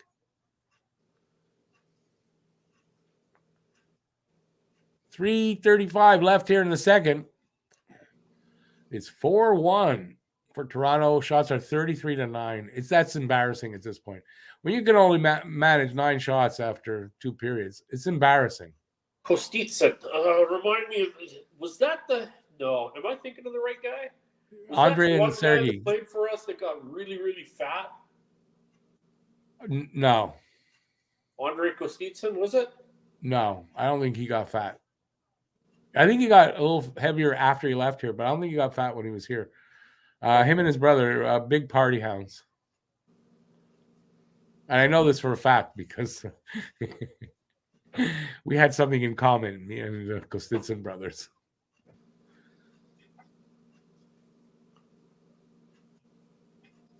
.245 left in the second. Shots are down. 10 shots for Montreal. McCarron and Dubois are mixing it up. I put my money on Dubois. Dubois for what? Oh, what did I miss? I guess Dubois and McCarron are mixing it up. McCarron's long and lanky. And Dubois plays with anger. He plays on a fun line. I don't dislike Dubois necessarily. I don't know that we want that guy in the locker room. As far as a hockey player in his game and everything, maybe a little dirty for me. But if he was here, it'd be a different story, right? But yeah. Well, he may very well be dirty. I definitely need to do some research on him. He's a little dirty, but he's got a good game. It's just that he's not a point-a-game player. When you got Nick Suzuki here, who's a point-a-game player, you can see that he's going to be. And I don't see that out of Dubois. So I don't know how they're saying Dubois is better than Suzuki. I don't think so. He's not better than Suzuki. No, not at all. But if you could, we've done this, conversation 1,000 times, and it's like beating your head up a concrete wall. If it does happen, he's somebody that can bring something to the team. Without a doubt. No, without a doubt. Of course. Like it wouldn't be a step backwards. No, it's not my knock against him. My knock against him, everyone knows, right? Is I'm worried about him in the locker room. Oh, with the culture that we have in that locker room right now, do you could still be a problem? Think that he could still be a problem? He could, but I think there's players on the team that would be doing the big, you know what? shut your fucking pie hole. Yeah, and what if he's one of those guys that goes, yeah, the more you try to shut me up, the more I'm not going to shut up. And I'm just saying, this is my worry. And I have no real basis for that. The wonderful thing is you can trade him away. Somebody will take him. I would like to hear what Josh Anderson has to say on it. Like, not like to the media. I would really like to hear what Josh Anderson privately would have to say. If he says, no, Dubois, great guy, love playing. Like, if he says that, I'm okay with it. Did he not say that, though, recently somewhere? I don't know, but Anderson, I mean, he played with him for a few years, so they know each other. He knows him in the locker room. He knows all that shit. Yeah, I would go with what Anderson said. I heard Anderson say something about, he's a good guy. And he's not going to say. See, this is what I said. He's not going to go and knock the guy too much to a reporter. I'm not talking about that Anderson opinion. I want the private opinion. If I could get that, then if it was all, no, Dubois is great, I'd play with him any day. Like, really, if he felt like that, I think then it would be okay. Just, I don't overpay for him. Nobody's going to overpay for him, not this management. I'm just saying, that's another big. Don't overpay for him. That's it. But if we get him, of course he'll do fine here. Why wouldn't he? Oh yeah. If you can do it in Winnipeg, you can do it here. Unless he feels that pressure. If he gets that hit with that pressure that Drouin and doesn't handle it well, that's another worry, right? We don't know. Bubble Tea says he's a Sith. Is that a good thing or a bad thing? I don't think that's a good thing. Is it? The Sith were the bad guys, weren't they? I don't know. I never watched that stuff. Yeah, Phil, I agree. I think he'd do well here. It's not my worry for him. BL, I've heard a lot about Ribeiro, and I've watched. I think it was on Knuckles, a little story about Ribeiro. That's somebody I would love to party with if he was still. Yeah, you want to party with the guy, but you don't really want him on your team.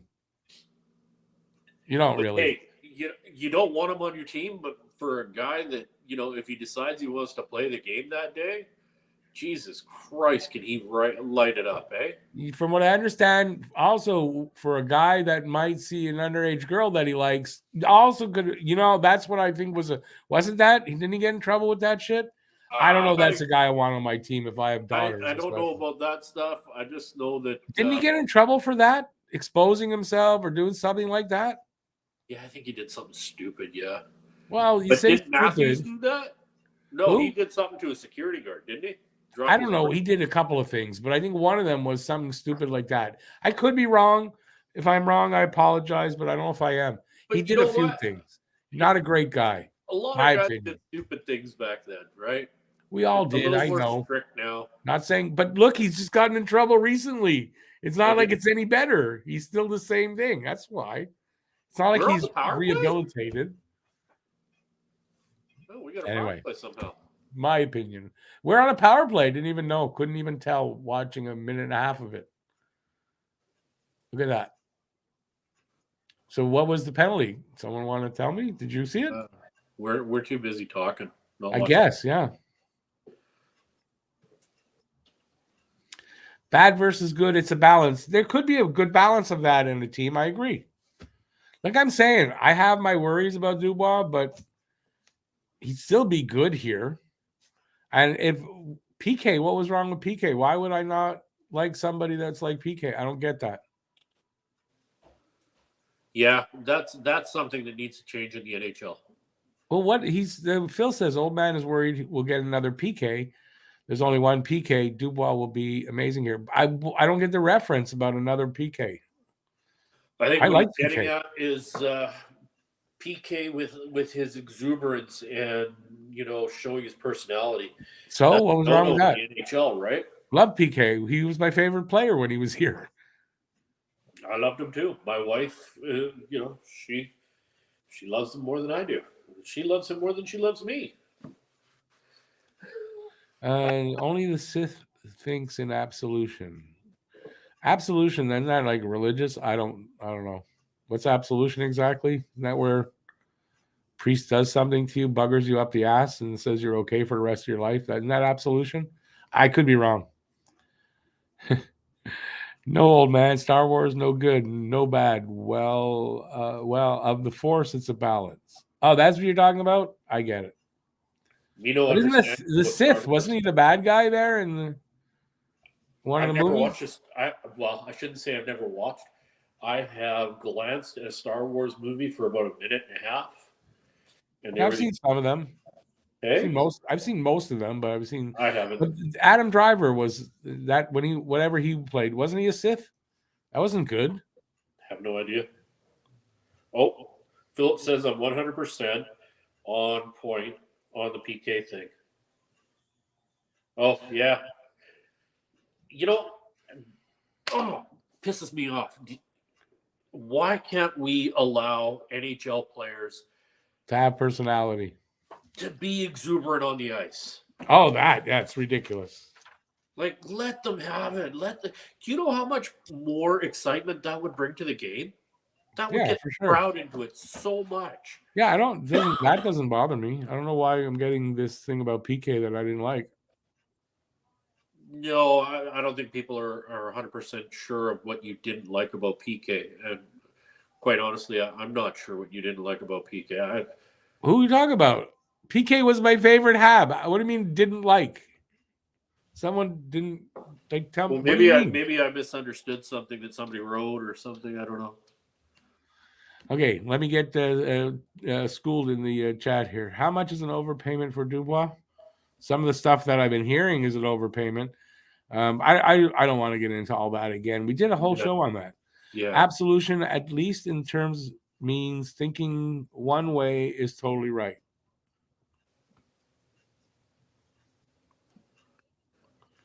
Wait, is it what?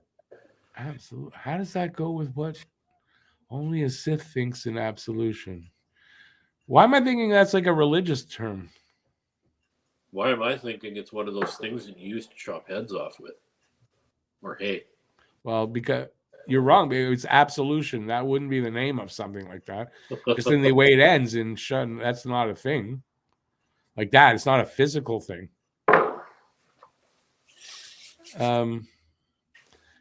There was no Sith Lords to teach him. Adam Driver wasn't actually a Sith. Okay. I'm not into it enough to know all those things, I guess. Gary doesn't want players to be happy out there. He doesn't want the personalities because he has none himself. Yeah. It's a guy with no personality, doesn't want other people to have personality. What else is there? I mean, look at all the personality you see in the NFL and look at how much that league thrives. Oh, but didn't they stop the celebrations after the touchdowns, though? No. You're still allowed to do your handshakes and stuff. You're not allowed to. You're not allowed to show your like PK. What he did, that wouldn't be allowed in the NFL. Yeah, you could do that. Well, you can totally do that. You're only not allowed to take the ball and spike it in front of the opposing player. You can turn your back and spike the ball. You can dance. And they changed it because there was a while there they weren't even letting guys like almost like you couldn't even go like you almost couldn't do that. Shit, you can do that now. It's just you can't do stupid things like like they do in the CFL where they like celebrate and be black. Pins, I think that was it. Black player. Then it was black players weren't allowed. They frowned on the black players celebrating, I think, and showing up the white guys. I think that's what it was. Literally, I'm not joking. I think that's what it was. Goddamn racists in well, they're racist in the NFL. Come on. How can they be racist in the NFL? It's mostly blacks that play. Not the players. Not the players. Oh, you're talking about the owners. Yeah, owners, management, all that. Everybody other than the players are racist in the NFL. Well, didn't you watch that show with The Rock? Didn't you watch that show? Oh, where he was the Miami and all that. Yeah, that's what he was fighting against and all that. Some of that, I mean, he wasn't wrong on a lot of that. No, he wasn't. Or that show wasn't wrong on it. The Leafs can contribute to the Habs rebuild, get the wins when they can. What? I don't get you, Guru. You mean if they beat us tonight? No, they're going to beat us tonight. Matt at the Frozen Four? No, Matt was supposed to be part of the Idiot 3 here. But now it's just the Idiot 2, me and Pete. Speak for yourself. I'm no idiot. I'm speaking for both of us, but I mean, it's just what listen. It's just what I think of you, but it doesn't mean not joking. Self-deprecation. It's always good. Return to school. Okay. Sorry. What's that? No, I was just watching what Elliot was saying about. Oh. Yeah, I don't pay attention to them too much. Imagine the NBA without emotion. I don't watch NBA, so. Phil's going to school me here. Old man, religion, politics, and race. What slave? What off the menu? I think they meant to say talk slave. About dividing the divide. What are we talking? What? Philip, no, I mean, listen. We're just talking about like NHL players not being allowed to show their personality and stuff. And what you're asking me is basically to not give my opinions. Well, it's not going to happen, completely. Sorry. There's things I'll not talk about, but I think what we're just talking about now is not a problem. I'll always stand up for black players or brown players or anybody that's a minority that's getting the shaft. I'm always going to, sorry. And no, I'm not going to stop giving some of my opinions. Shit. BL's got right. That's what we used to call it, the No Fun League, NFL, No Fun League for a while. I didn't know it changed because I stopped watching it.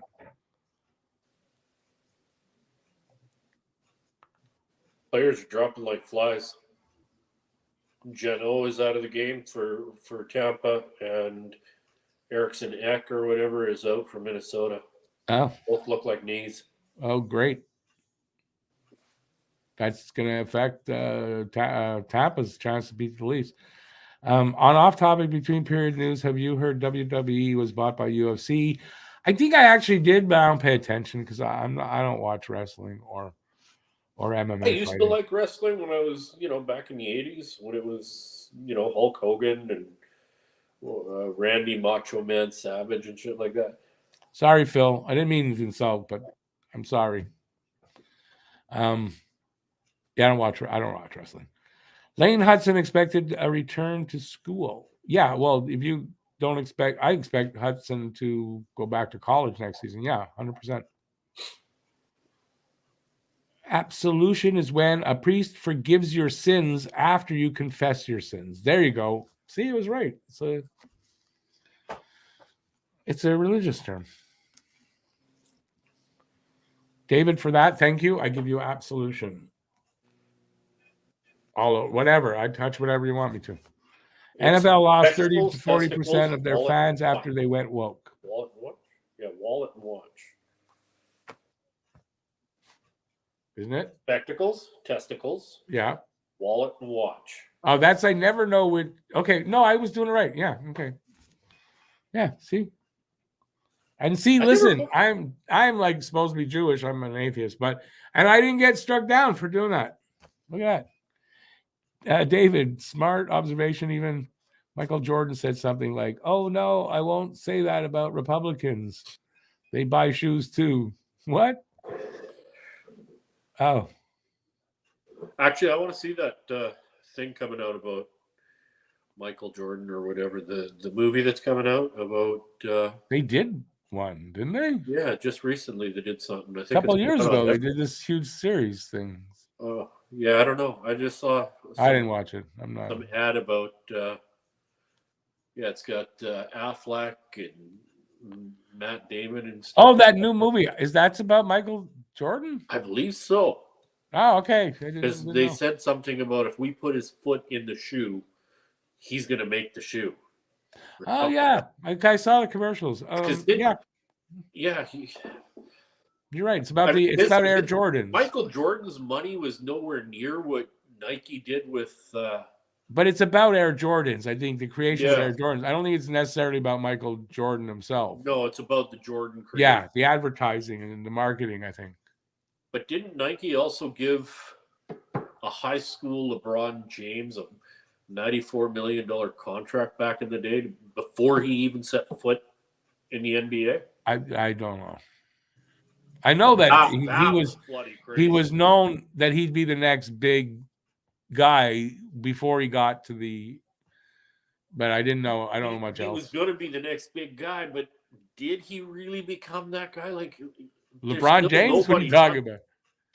What are you talking about? LeBron James is you like think LeBron James is better than Jordan? I'm not saying better, whatever, but he's the next big guy there. You know, don't say he's not. King James, no. Yeah, I guess I'm not a big basketball fan. No, I'm not at all. I can't really make a comment, honestly. No, but I'm not, but I still know that, yeah. He might be a clown, Phil, but he still was the biggest name in basketball for the last number of years. Now, correct me if I'm wrong. Wasn't Shaquille O'Neal a bigger deal than, and didn't they come in around the same time? Again, different era, right? Shaq's from Paris? Okay. Oh, yeah. That's how much I know about NBA. Wow, okay. I got to know about Shaq. I like Shaq. Shaq, I like. I think he's a great guy. He's actually really... I think he's hilarious. He's funny, and he's actually really nice, and he does a lot of charitable stuff, like a lot. And he seems like a really funny guy, yeah. So he looks like he's a nice guy. What is that? Grown-ups and Grown-ups 2? Oh, my God, he's fucking hilarious in those movies. He seems really funny, yeah. So I like him for that. I actually like Shaq. Apparently that movie, by the way, is about Nike. Oh, it's about Nike. It's about Nike and how that got whatever. Who's letting us know about that? Thank you. Brad Arsenal. Thank you, Brad. Let's see. LeBron is a clown. Just watched The Whale. I just saw some video about whales swimming under a person. No, that's not my kind of movie. I don't even really know what it's about. To be honest with you, it doesn't feel like my kind of movie. So not watching it. LeBron, and that's how ADHD works. If it don't interest me at all, I'm not watching it. And then years later, I'll watch stuff and go, "Damn, that was good. I should have watched that." When it's like I always, and I know this, and I'll still be that judgmental about something and not watch it. It's all good, Lucas. Because I'm really doing well up here. Sorry. Charles Barkley is a clown name, but you know what? He's okay. Like he knows I don't think he takes himself all that seriously, Charles Barkley. I love Barkley. I think he's hilarious. LeBron is much better player than LeBron. What? Keep reading because he corrects himself. I love Shaq as a person, though. Very humble for being so rich. Shaq, the weed is hitting tonight. Oh, I get it. You think Shaq was a better player than LeBron? I don't watch enough basketball to know. I know Shaq was a great player. I don't know enough. But I like Shaq all around, like as a celebrity. Seems like a decent guy. Oh, what are they doing? Barnwood Builders is on. What the hell? I don't know. What do you think I'm like? I don't watch reality TV, and that definitely is a reality TV show. Even though I've never heard of it or you know seen what? it. That Barnwood Builders show is it's kind of cool because they use reclaimed wood and they do it old school. Yes, Ron. No worries. Ron from Keep It Up. What's that show? Keep It Up. It's Nick Offerman character from Keep It Up, and I'm Parks gonna and let Rec. the X have his way with you. You like anything that has to do with wood. That's what she said. Jordan was better than both of them. Probably. Oh, I thought we were underway. It's just they're showing Winnipeg, Nashville highlights. Okay, yeah. They're showing the Samsonov thing just a few seconds ago. And it looked like he just kind of jammed his knee up against the post when he slid across. Oh, okay. So it's nothing. At least it's not nothing, but yeah. Well, but they probably said he's not going to hurt himself worse. It's probably just like a burner or something like that, you know? All right. I imagine they're just about we're going to get a face-off here any minute now. for the third period of good ass kicking by the Leafs. Unless Montreal manages to start getting some freaking shots on net, maybe we got a chance to come back, but I don't think so. I don't think so. Isn't watching hockey a reality show? But that's not what I mean. That's actual reality show. You're watching reality shows thinking that, oh, this is, unscripted and stuff. It's not. It's just as scripted and put together as any sitcom or whatever, as anything else, yet it's fake. And I don't like reality shows. At least hockey is not scripted. Sports not really scripted, except WWE. I don't know. Sometimes I begin to wonder about some of the sports that we watch, brother. Not scripted, though. Come on. You know how hard it is to make the puck bounce like that? Where some of these no, it's not scripted. They might try to, that's what I'm saying about the refs, push the games where they want them to go, but that's about it, right? Mm-hmm. It's not scripting. It's not the same thing. I believe the refs are heavily involved in the outcome of games these days, and it bothers me a lot. And I think in all sports, not just in because all sports are doing the gambling thing, isn't it? All the sports are. Is it all the sports? Okay. I think so. I think all the sports. Major League Baseball's doing it. Football's doing it. Basketball's doing it. Basketball, yeah. Good. So there's a song like that. Is baseball? Let's do it. That's it. That's the song. Sorry, I just got a song in my head from what I just said. Yeah, they're all the major sports are. Bedard goes to Arizona. It's scripted. If Bedard goes to Arizona, I don't know. It's scripted. It's gonna. They can't do that. First of all, the draft lottery and all that is there's a firm that watches over that. I don't know if they get caught fixing it. That's their reputation. I don't know that they do that necessarily. It's like a law firm. They don't really need the money like that. I kind of tend to trust in that.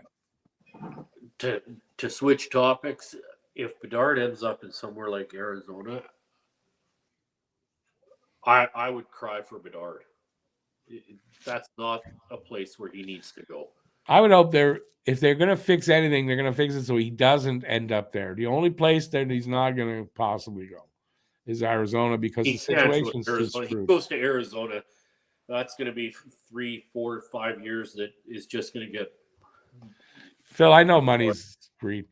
They could be looking at it, though, and saying, yeah, he goes there, then they'll be making money there in Arizona. How? You've only got 5,000 seats. But how quickly could they get out of that when you got a star like that? I mean, definitely not Austin Matthews. He's not going to do it. God, Carey Price, period. Beautiful man. Face-off won by Toronto. So we got 4-1 Toronto. Third period's on us. Montreal actually has 15 shots. Look at that. When did that happen? Hey, everybody. 34-15. You're listening to the game. Please tell me, what was Carey Price saying there during that brief moment? What? Carey Price was being interviewed with somebody, and it looked like I didn't even know. Yeah, I didn't even know what was being said. Can you just let us? I can't. No, it's past. I'm ahead of you, so if you're seeing it, it's gone. I'm gonna cry. Yeah, sorry. I cry now. That's a mile offside. Let's see what the third period. You know what? This game's not necessarily out of reach. If Montreal completely turns the tables, they could catch up. I don't think it's going to happen. I mean, we'll see. It'd be a shame if Bedard is buried in Arizona. Well, if they let him go there, it's because they think that he's going to elevate that team and not be buried there, and do like all the other former great players have done. They've turned their teams around. Phil says, ever heard of money? Enough of it can ruin or save anything. Yeah, I know. BL says Columbus, Anaheim, or San Jose. I'd love to see Bedard in Anaheim. We can name all the 11 bottom teams, and it's going to be one of those teams. Right? We could do that. But It's could like you these imagine people running the Bedard with simulators. Zegras? It's like the people running the simulators and looking at every day on Twitter. It's like, is that going to do it? Like, is that going to change anything? No, you're just doing that. Might as well just turn Pornhub on and do that because you're accomplishing more. Oh, Rick. Oh, we got a PP coming. We got a PP coming. Oh, you can just close your camera and go pee. Oh, not that. Oh, I'm sorry. Yeah, O'Reilly on, to the box. Get with the program, old man. Ryan O'Reilly to the box. For what exactly? What did he do? High sticking. I didn't see it in that. They just showed I didn't see the high stick. Oh, I'm watching a Desjardins commercial. Yeah, well, you're behind me. That's why. Let's see. They look kind of really shitty on their other power plays. So let's see how this one looks.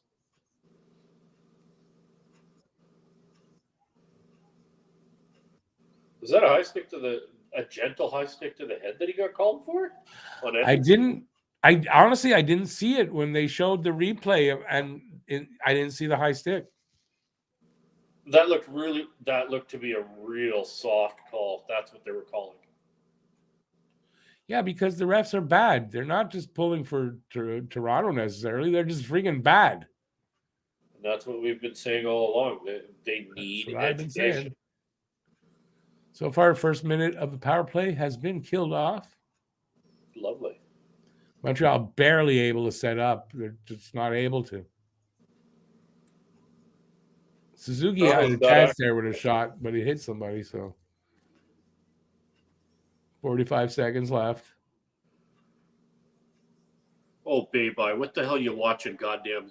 Oh. Curling? Really? Curling? Come on, baby. Because I don't understand. Hey, he's from Cape Breton or Halifax. I mean, they love their curling down there. Oh, do they? Oh, God, yeah. I don't understand. Curling's huge down there. That's one game I do not understand. I watch it, the Olympics. That's about the only time. I don't even watch it then. Yeah, I mean, I'll watch it then. That's the only time. I'm not a curling fan. But I know curling down there is really big. Here, it's not too bad. I mean, I don't know. I did it once when I was in grade 6.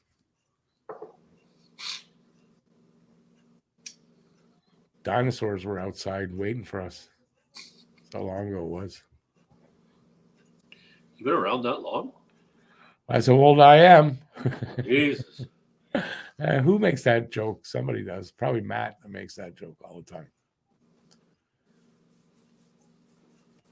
And the joke is, Matt, not here. Matt, where are you, pumpkin? Whose chances are very slim of suiting up again? Carey Price? Bill saying that.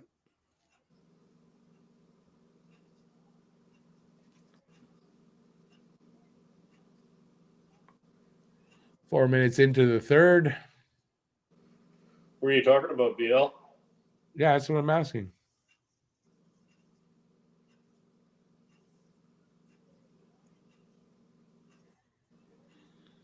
Brad, that Crosby going to Pittsburgh being fixed. I mean, that was the rumor at the time. I don't think it was. Anyways, Montreal had 5th pick that year. That's when we got Carey Price. Is that draft? And I would still take Carey Price again. Where they picked and everything, I would too. Yeah. He's talking about but the rumor was though that that it was fixed for Pittsburgh to get that first pick. I remember that was the talk. I don't really think that it was true.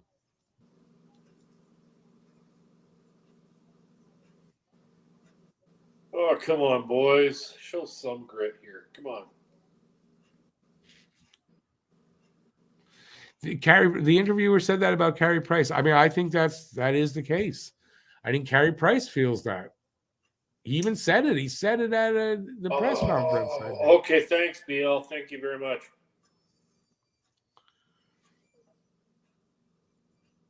Who's talking about me, Brad?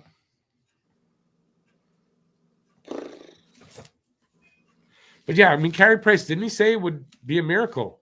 I mean, he used those words, be a miracle for him to. So people didn't believe him, I guess. If he wants some kind of afterlife after hockey, it's. Yeah, and listen, he said it's going to be a miracle. He wasn't lying. It's going to be a miracle, and miracle didn't happen. Because if it did, you'd hear him that he's practicing or he's doing stuff on the ice. He's not. Still pisses me off that Kreider took him out. Kreider, Yeah, I know. Imagine how much that pisses Carey Price off. Like how many times has that happened throughout the history of the NHL? Too many times, and it's still happening. And it's just too many times that they allow. A lot of people are going to hate me when I say this, but you got all Samuelson took out Cam Neely. Like, yeah, I love Cam Neely. Yeah, Cam Neely was incredible. What a feat when he came back and he 49 games, 49 goals, 50 goals. 50 that goals. Was incredible. And what Elf Samuelson did to him was deplorable.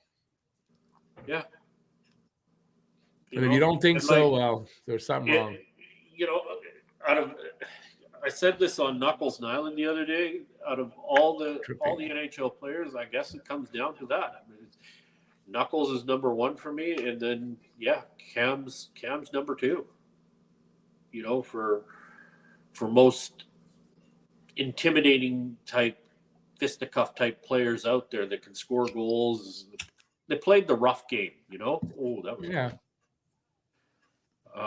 as for pure goal scorers, there's nothing like tripping. Who was the tripping call on? I don't know. Habs though.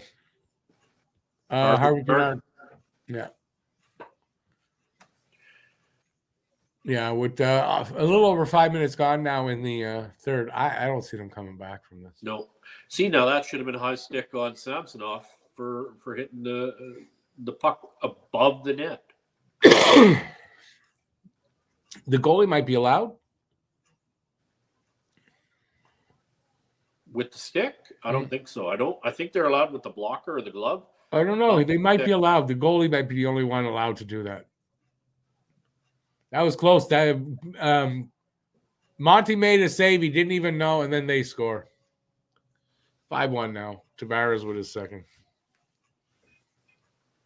Well, anybody want to say this is Monty's fault? He's getting absolutely no support. He's getting shell-shocked. It's 38 shots. 38-18? Yeah. Washington, Florida tied it 2. Islanders up 3-0. That's good. If Washington beats Florida, Islanders win. That's really good. Keeps Florida probably out. Yeah, Tavares with a. Yeah, CBL, like players like that, they're not. Oh, is that goalie interference? But I think O'Reilly was knocked down in the crease. That might be goalie interference. But do they even know what that is? Nobody does, so maybe it's not. I think that should be goalie interference. They're challenging it.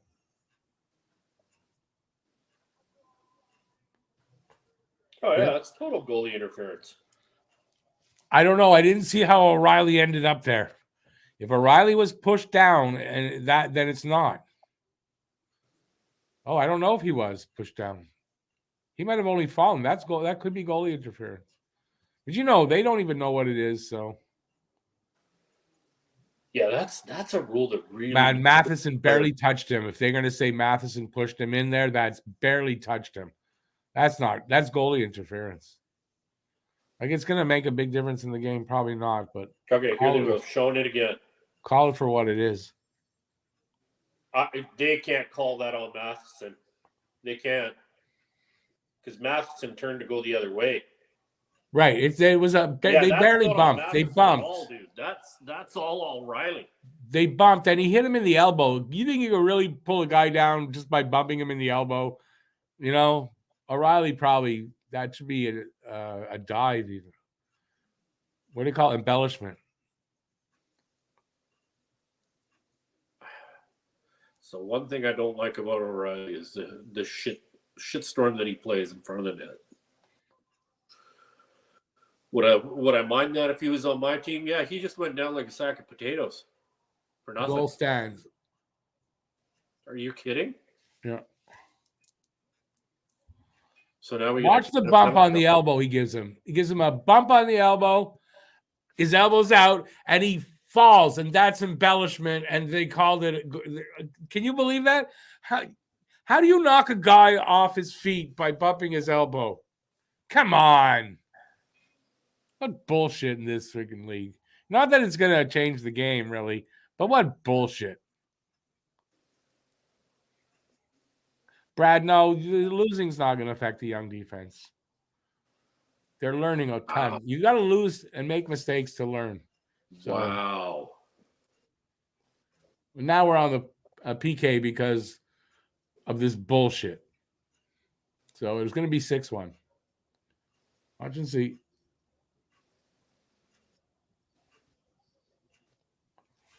And you guys tell me, you Leafs fans out there, tell me that's not what I said it was.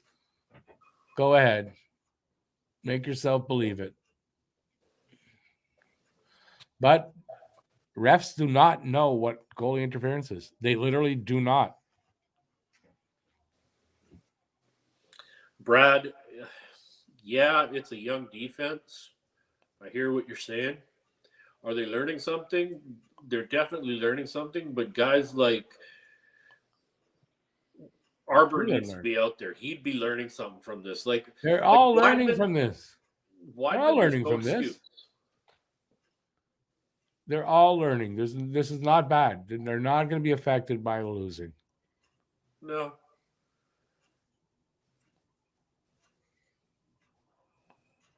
I think one thing that these guys are going to definitely need to take from all these losses is stop puck watching. Keep those goddamn resiliency moving. Resiliency and how to fight back against adversity. And if that's not an important lesson to learn in the NHL, then I don't know what is, because that's really important. And that's what they're learning. They're learning how to overcome adversity.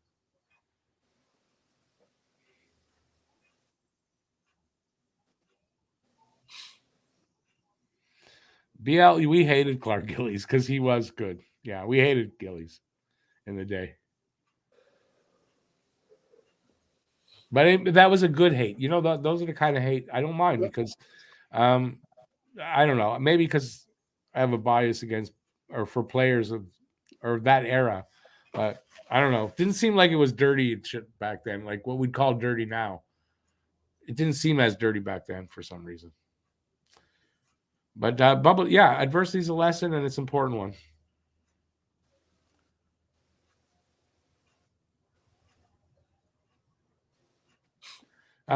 Zachary Marner's had a great night. Yeah, your team's had a great night. Listen, little help here by the refs, but overall, I mean, they've killed us tonight. You know, They should have though. I mean, this is what they should have done. The fact that they did it, well, okay, it's not a great feat. Exactly. You know. They did what they were expected to do, and so that's good on them, I guess. They still don't win the season series, though. At best, now they tie it up.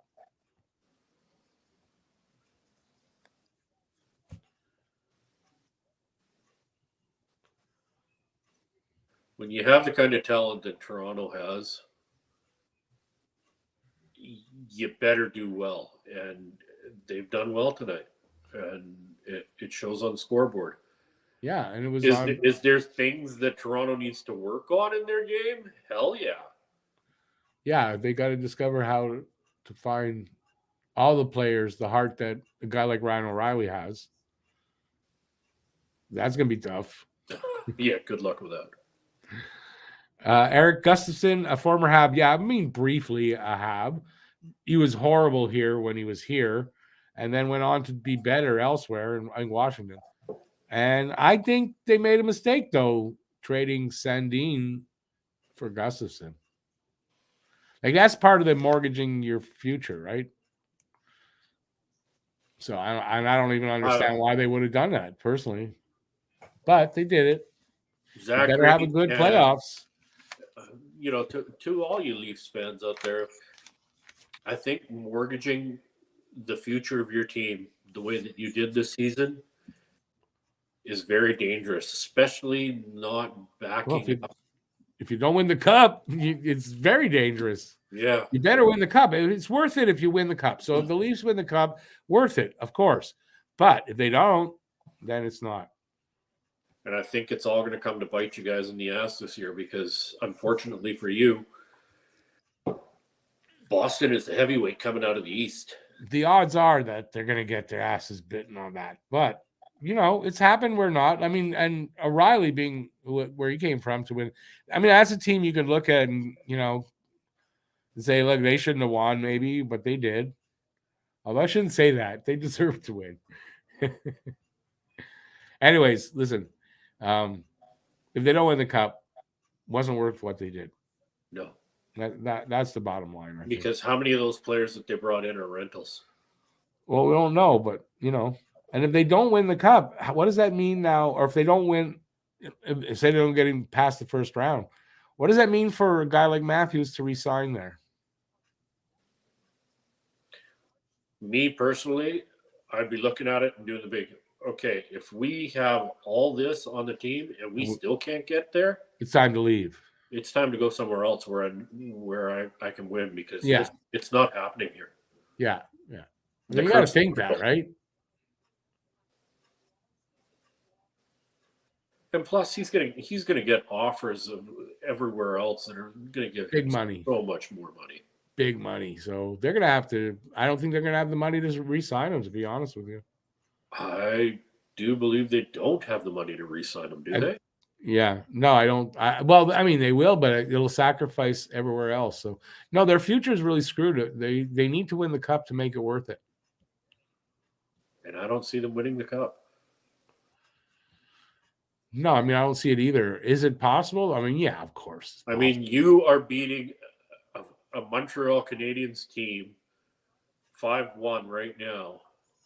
And what's the season series against us? We're beating them 2-1 so far, but they're going to tie it up. We're going to split the season series with them. So, and we've been AHL, NHL all season. Well, there's some rivalry there that you got to bring into it, right? Yeah, the rivalry. You can give it a little bit, but you're right. I mean, I don't know. We'll see how it goes. When you throw all your eggs in one basket like Toronto has this year, you got to win. You got to be dominant. It's not just win. You got to be dominant. And they've been dominant tonight, but that's against a team that's, decimated.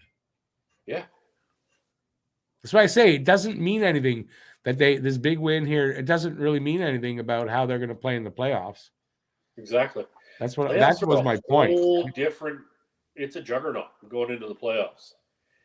The refereeing changes, and that's where Toronto is going to hurt. Big save there by Monty. Good one, too. The hits, everything changes come postseason.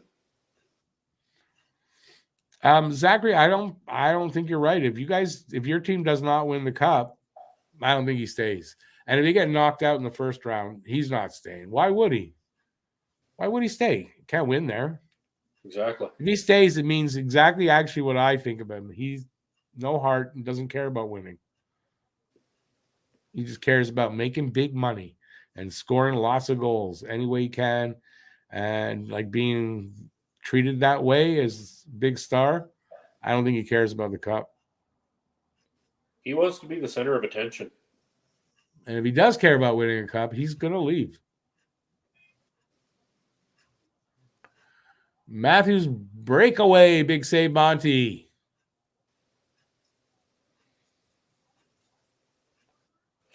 The only one who can get a goal against him tonight is Matthews.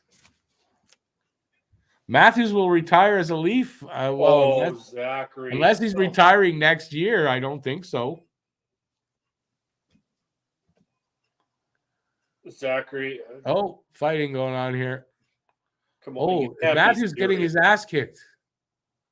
Is that Matthews? No, it can't be. Somebody just. I don't know. I'm not seeing it. I'm still seeing play. Bunting, you little asshole. Who was it they took down there? It couldn't be Matthews. But Bunting's out there. Is he playing with him still? Who's the idiot that would take on 4 Habs players? Must have been Simons that I thought it was, because I saw the 4. I thought it was 34.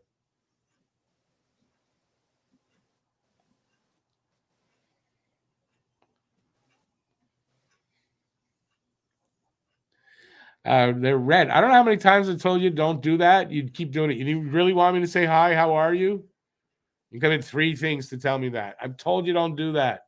It's why you got tossed the first time and many times, and you want to keep doing it. Well, is there an issue with Red, Rick? Yeah, I know who he is. I've had issues with that guy. Because he won't listen. I told him don't do that. 3 things, boom. Don't do that. He comes in and that's the first thing he does. And he asks me, why did you throw me out? Because you don't listen to me. So stop. He did it again. 1, 2, 3.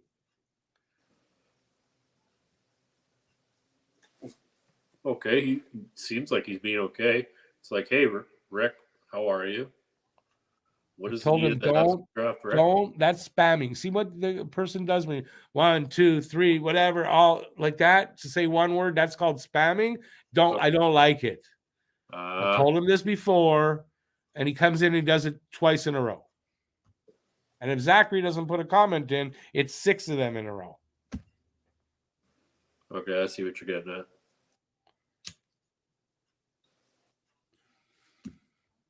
Thanks. If I didn't have the history with him, I wouldn't be angry about it, and I would be nice about it, but I got history. You're autistic? That's not a very nice thing to say. That's not even a joke. It's not. That's what. There you go. I mean, maybe he is. I don't know. No, But I'm sorry. I've had too much problems with him. It's an excuse now to go, I'd like to come back in, and you did all that because I'm autistic. I kind of doubt it. Don't be doing that kind of shit.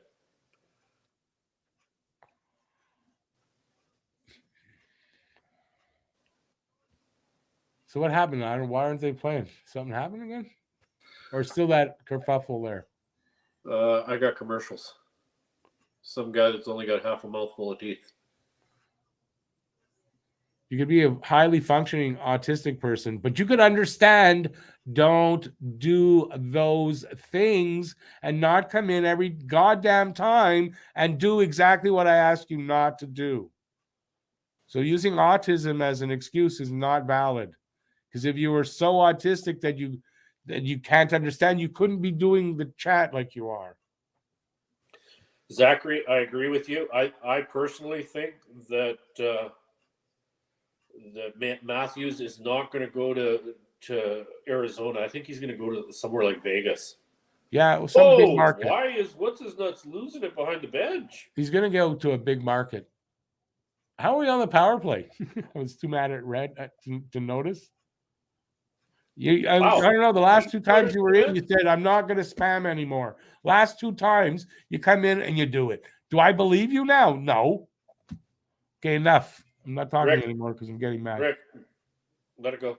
I am. That's what I just said. I'm not doing it anymore.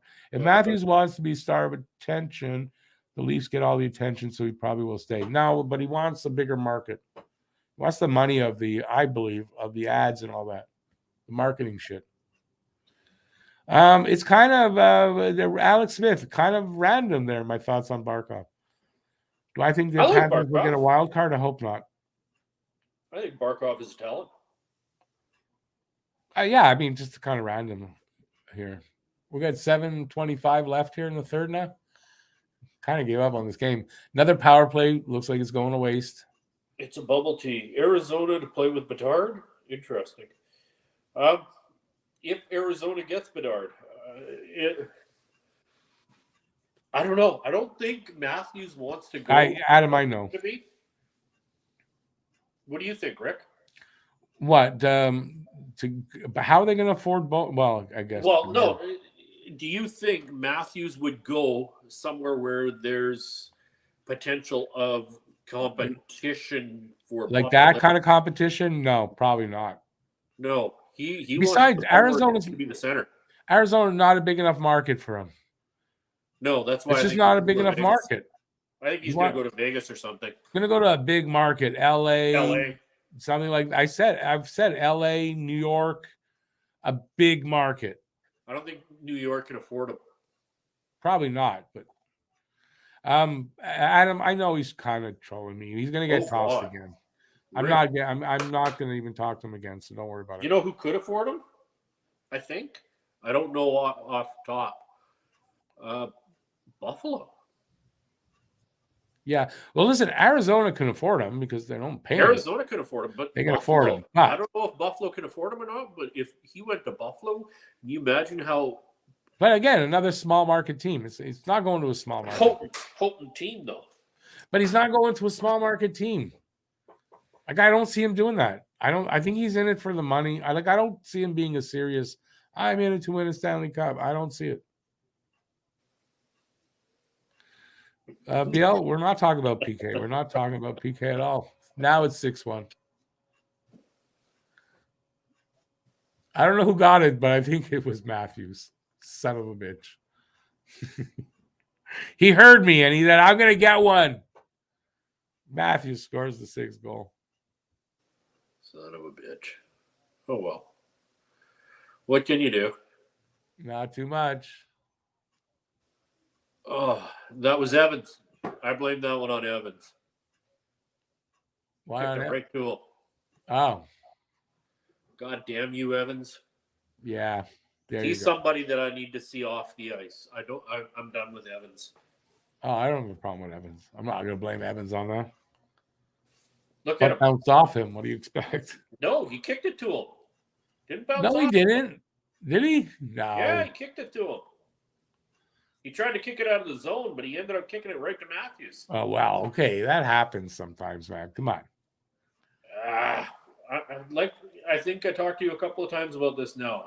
Like, what are you going to do with Evans? I'm done with him. He's not shown progress. He's just kind of lingered. Adam, I don't think there's enough time for your 10-1 prediction, though. Bubble T says, money in golf and play with Bedard, no pressure. It's playing with Bedard that's the pressure. Yeah.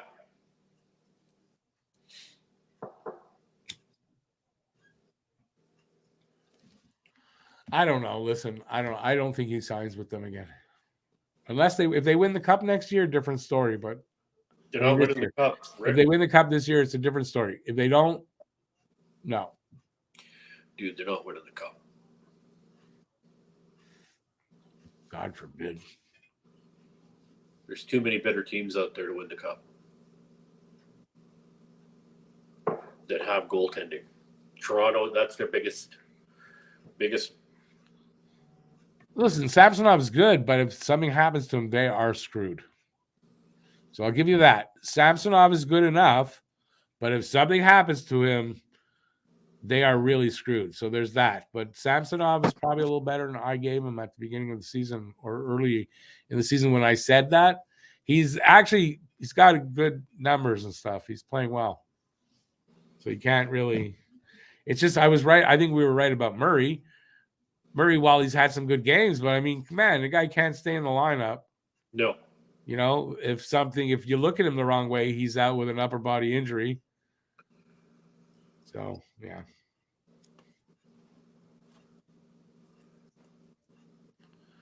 And we got about, I don't know. As much as this was a loss, once again, it wasn't a competitive game for the loss. It was just. We're outplayed by the Leafs. Let's just say that. Come on. We're outplayed, but at the same time, I feel like, I don't know. I think, not trying to make excuses for Montreal, but I don't know. There's no excuses to make. They outplayed us. They dominated us tonight. I mean, I'm not going to sit here and I think try to figured out a way though, I think coaches out there have figured out that if you forecheck the hell out of us, we're going to make the big mistakes that they need to capitalize. Well, I'm going to say this. When we weren't a decimated team, we beat them twice. When we were a decimated team, they beat us twice. So I'm going to look at it like that and say, guess what? It doesn't mean that much. They're not, they didn't do what they should have done against Montreal. When Montreal is full complement of players, we can beat the Leafs. No doubt about it. We can beat anybody when we got a full complement. Right. But I'm just saying here in this matchup. I mean, when we're decimated, they're stomping on us. What does it say? It doesn't say anything big for either team. No. What are the shot totals at? I don't know. I don't see it. It's not on the board. I'm not on the screen right now. Yeah, you got that right, Bubble Tees. They did us a favor. I agree, Bubble Tea. I'm okay that, listen, it's fine. I'd rather they beat the Leafs. I don't care what the thing, but if they're not going to, right, it kind of does us a favor. We have a chance to get back down to 5th instead of stay at 6th. That's all. But I mean, if you're going to look at your team and say, oh, we're greater than you are because you beat our decimated team, yet when we're not decimated, you can't beat us. I'm happy with that. I'm happy with being a Montreal fan. 45-19 shots on goal. It's funny you say that, Rick, because I remember a few games early on in the season when Wi-Fi was out there. Why did I call it? When Jack Guy was out there, and people would go into the corners to try to grab the puck, and they literally heard that freight train coming, and they just kind of turtled. Yeah, well. Or they turned and ran the other way because they heard the freight train coming. Yeah, well, Nylander's, I remember sometimes in the playoffs, he won't go in the corner. Exactly. He'll avoid it. So if they keep playing like that in the playoffs, they're not going to do damage. If you ask me. Going into the playoffs, that was beautiful. I'm seeing it quite a few seconds after you. Again, I don't know why they're on the power play the least, but they are. Interference, Suzuki. Was that what it was? Yeah. That sucks because that's one of your best penalty killers too, Suzuki. Yes, he is. 20 seconds left. Allow somebody else to step up, right? Oh, Yelonen's out there now. Yeah, well, 20 seconds left, and they're killing it off. Kearney. And then Matthews shoots and scores. Yeah, that makes it hard to watch. That's what hurts. But an ass kicking is an ass kicking, and that's what we're getting tonight. And you know what? I tip my hats to you, Leafs fans. You won fair and square. Yeah, I mean, you beat a decimated team. That's fine. No, Rick. Let's not do that. No, but it's the truth. It's neither here nor there, but that's the truth. Yeah, but we don't need to. We're better than that. Yeah, no, we do because, online it's going to be all this bragging and blah, blah, blah. No, say it like it is. Sure, it's a great win over a decimated team. That's fine. It is what it is. I hear you, but let's be. Oh, it's bunting. It's bunting. Even worse, I think. Oh God, I feel even worse. It's bunting. I feel dirty now. I have to take a shower. I just took one too. I have to take a shower again. Butthead bunting. I tell you what. He's not a player that you say, well, if he was on your team, you'd like him. Nope. I don't like his face. I don't like that guy. So no. Put him on my list there, BL. Jets with a shutout. Yeah, Hellebuck is starting to get a little bit terrifying now, isn't he, BL?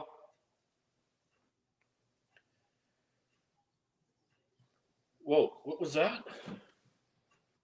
Rewind. Shot at 39-77 in favor of Toronto. What? Wow. What's 39-77? Let me go back again. Almost out of this. 2:15 left. 7-1. So the score is 7-1. And then they're just saying shot attempts. 39 for Montreal. Oh, and attempts. For Toronto. Well, they got 47 that hit the mark. 2 games in a row where Monty's facing this kind of shots against. That's not fair for Monty, and that's on the defense. Yeah, but that's really great for his development. It's facing a lot of pucks is not a bad thing for a goalie. No. Who's developing, right? That's how you learn. That's how you get better. So I'm not upset. Our defense needs a lot of work.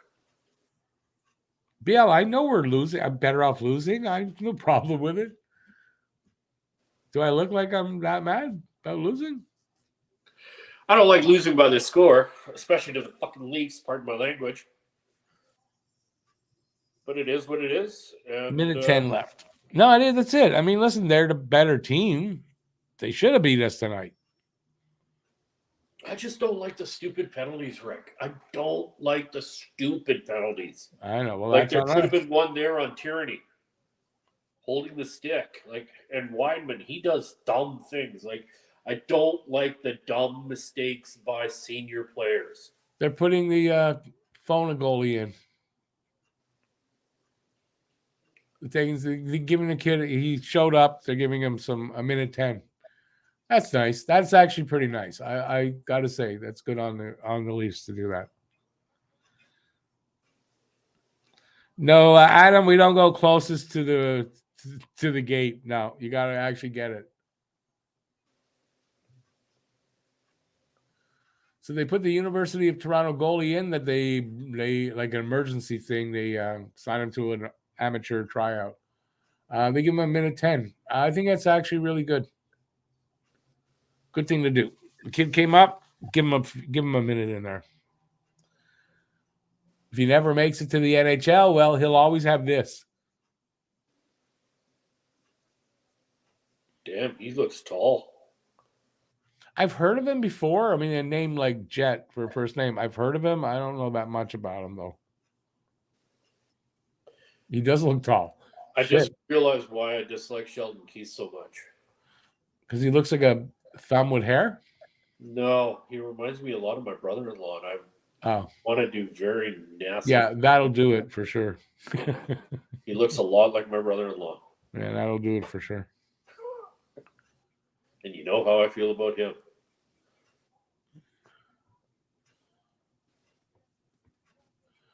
$40 seconds left. Well, let the Habs go get a shot on your goalie. The guy was on his knees and his head was above the bloody net.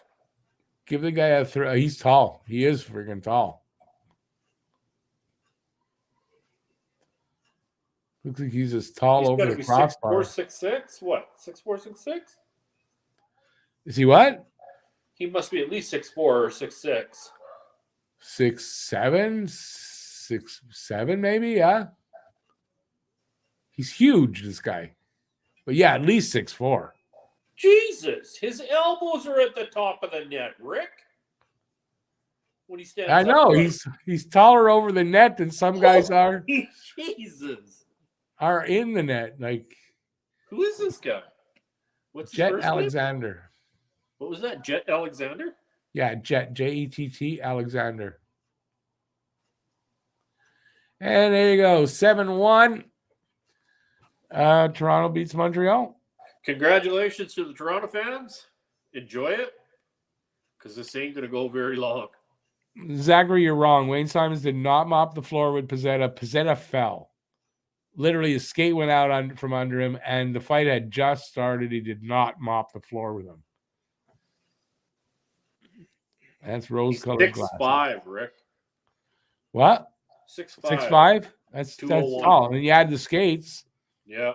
There's That puts him up what? 6'9", 6'10" with the skates? Yeah, close. 6, yeah. 6'5", add another 3, 6'9", yes. 6'9". Yay, Leafs fans, that you beat a decimated team. Yay, we're going to win in the playoffs now. No. Take it with pride, Rick. Take it with pride, brother. Congratulations, Leafs fans. It is what it is. You guys, we're the better team tonight. That's it. That's what happens. So you tied us in the season series. You're now as good as Montreal is because you tied us in the season series. Rick, that's all. You're just as good as we are now. Rick, stop. think back to when... I'm having fun. Leave me alone. It's my show. Fuck. Think back to when we had them, owned them. And that was, what, 2 years ago we owned them? Hell. How many years have we owned Toronto? Yeah, and they weren't a decimated team. And we owned them.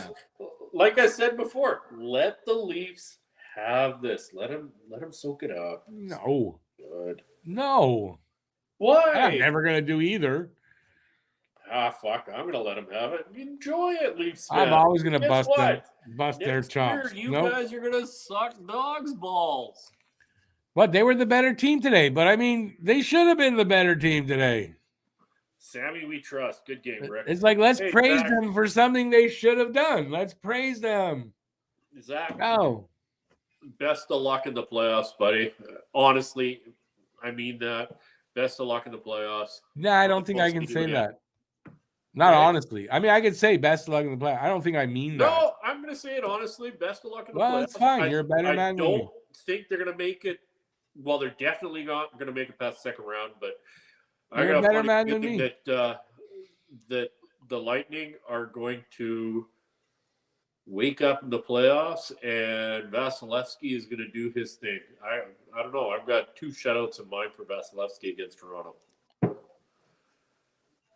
I mean, Vasilevsky can literally steal the series. He could. I'm not saying he will. I'm not saying that. I'm saying, I mean, he's capable of doing it. Will he do it? Again, games have to be played on the ice. Exactly. And I honestly see Vasilevsky doing the big. Yeah, Pete, you know put what? The hat on. I'm blinded. Stop it. Asshole. Sorry. Asshole. Yeah, I am sometimes. We're going to quit before we even get started. Have you told anybody about what's going on or what? No. No? Don't tell them. They know something's going on, but we don't know what. That's fine. We got a big surprise coming from. Well, hopefully we're in a hold pattern right now for that. Yeah, I guess if you want to know what he's talking about, I had said there's hopefully some good news to announce and all that. There's still hopefully some good news to announce. Rick, what it's about, there's a hold because there's some technical issues that they got to work out before we can make an announcement of something that might be big. But there's the other something too, right? Oh, no, but we're not. They know that we're working on a podcast. Oh, okay. We're working on our own like a podcast, a big yeah. But you guys, I've said that this is something different. But no, that's not new news that we're working on this podcast, developing it. Harry, I care. I hear you, brother. But come on, look what we put on the ice tonight. How are you supposed to match up? You can't. Right. Come on, Harry. Come on. They beat a decimated hockey team. That's all they did. They beat a decimated hockey team. That's it. There's nothing big there. And a decimated hockey team is going to have a big challenge to beat a team like this. There's a big challenge. Harry, if and I'm not trying to insult you in any ways, but if you stop and think about what Toronto faced tonight, I mean, you got Jonathan Drouin, you got Yoel Armia, Hoffman. Look at how 3 guys right there. Do they even belong in the NHL anymore? The way they're playing, Listen, you know what? I don't think Harry's wrong in that. It's probably the worst game we've seen the Habs play in a long time. Yeah, but I mean, there's reasons for it. I mean, it's explainable. It's nothing to be. is to get mad at. I don't think anyway. But hey, everybody's allowed. Quinn, no, I hope Michkov, they don't take Michkov. And it's not a knock on Michkov. But no, and I really don't. He's going to drop. I was big on Michkov in the beginning, and the way things are going with Russia. No, you can't take the chance. There. You can't take the chance. It's too important a pick. You can't take the chance of it being nothing because of beyond your control. You can't take that chance. We got 2 picks in the first round. We need to keep those 2 picks on something that's going to give us a return. If Michkov, if he drops to the second round, throw a second round pick at him. Whatever. But maybe, yeah. But by the way, there's some news on that Florida pick.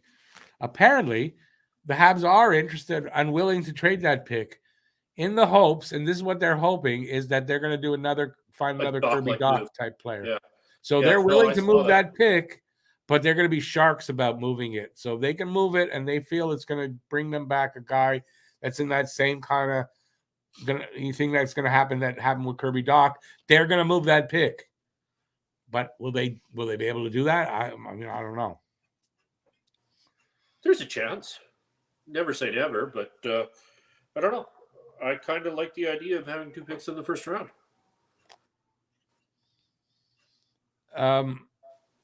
Yeah, Harry, I just wouldn't get mad like you are over third last game of the season where, with everything. I wouldn't get upset about that. I really wouldn't. He's going to drop past Florida's first potential. I think he's going to drop out of the top 10. Beyond that, it's hard to say, but I wouldn't be shocked if Michkov literally goes to the second round. That's not going to shock me. I'm expecting Michkov to drop to the second round, to be honest with you, Rick. I'm starting to think that more like I had said it once, and then I kind of said, well, he's going to go past the top 10. And now I think I'm leaning towards like it's more of a possibility than it was before. I'm that thinking he can go that far. Early, before mid-second round. I think, once he hit 20, like I could see him going somewhere after 20. It could be far after 20, or it could be in the first round, but in high like that. Or low? Is that high or low? I don't know. I see him going later. There's just so much risk. There's too much risk for an early pick. Yeah. If Michkov falls somehow to the second round, 100% I take him. I love Michkov, and even though there's that risk, as long as he confirms in the draft interview that he wants to come over, I'd pick him. Yeah, you know what? I don't even think him confirming that he wants to come over means anything anymore. No. At this point, with what's going on with Russia, I don't know. Well, like, what do we find out? That Michkov's father was literally killed to keep him from going. And that's a possibility. That's speculation on all of us, but it's speculation now. But I'm saying it's a possibility. Yeah, that could come out. I don't know if it will, but if it does, you think Michkov's coming here? I doubt it. Michkov, or anybody else. I see a number 5, 4 years to 5 years before Michkov comes here, and that's a long time to wait on a player of that caliber. I'm going to give you what I kind of see in what happened with Michkov's father and everything. I believe that at this point, Russia does not want to let these guys go. They want them to stay in the KHL. They want to make we're Russia, we're the best, and I don't think they want them to come to the NHL anymore. And I think they're going to be pressured like that. And if that is the case, if it is, I don't know if it is, that Michkov's father was killed for that reason. Guys, you think they're going to come here? I don't know. I don't know if it was for that reason I don't know. I suspect. I don't know. I still haven't gotten enough research involved into that, but I do believe there was some other circumstances behind his death that were kind of dirty. So let's just leave it at that. I don't want to put a bad cloud over Michkov's father, but yeah, I don't know. Listen, I don't know what happened. I could be. I wouldn't put it all on. It looks bad. That's all I know. Let's just put it this way: there's possible mafia kind of stuff involved there with Michkov's dad. Yeah, but so maybe it's the mafia. Listen, the mafia were after Bure. Yeah, Well, I said that earlier, right? Pavel Bure back Yeah. then, they were after him. What about what's his name? The bread man there, Panarin, who had to literally hide out last year, or was it the year before, from Putin because he said stuff that Putin didn't like. Like, I wouldn't take a chance. I wouldn't take a chance. If you get them late in the late rounds, sure. It doesn't matter if you pick them there, but to pick like them I said, you in a do really not big want to draft, waste. You don't want to waste a top 15 pick on a possibility player. in a draft where their top 15 or top 20 are going to be good hockey players, I don't think you want to take that chance. No. And listen, for the Canadians, who this is the management team is new in it, right? They're young in their jobs here. This is a really important pick. If they blow it by taking Michkov and he doesn't come over, really? I don't know that they're going to do that. And my other comment on this is you've got Gorton. Do you really think Gorton is going to allow Hughes to throw away a first-round pick like that? No, if they pick Michkov, it's because Gorton's behind it. He's 100%. He backs that. And I don't think Gorton's behind it. If Gorton's let's call a spade a spade. Gordon's an asshole, and he's not the kind of guy that's going to do the big. Yeah, okay, let's just throw away that second pick and take him. Didn't Gordon sign Panarin to that big contract? Yeah, he brought him in, so he knows that situation and what went on there, right? Wasn't he the GM when that happened? So I mean, I think he totally. I got to think he's going to stay away from this. Yeah. And like I said, if Michkov drops to the second round and he's still around when Montreal picks him the second, I think they'll throw that pick at him. But other than that, I don't think so. I really think if they can make a deal that they believe for a guy that's already been drafted, that's already started his development, that was a high pick that for whatever reason they can snatch out of and do, I think that's what they do with that pick. It makes sense to me. Oh, yeah, that's rule number one. But they've said this, though. They've said this, that they're looking for guys just like that have already been drafted, high drafts, started their development, and we can get them, like they're looking for guys like that. What's to stop them from taking both their first-round picks and trying to trade it for the first pick? No. Well, who's trading that first pick? You never know. No. If you throw enough fluff into the we'll give you every single good player we have just to get Bedard, and then we're stuck with nobody. That's what you'd have to do. No, not necessarily that. You'd have to create another hole that would be bigger than. No, I don't think it. No, and if I'm the team that has Bedard, I mean, I'm asking for the freaking moon if I'm willing to trade that. I hear you. Right. So who's taking that? Who's gonna trade that guy, and who is gonna pay the moon? You just never know. You never know. I mean, you could take both first-round picks this year and a first-round next year and a second-round and maybe a couple of other players for the first pick.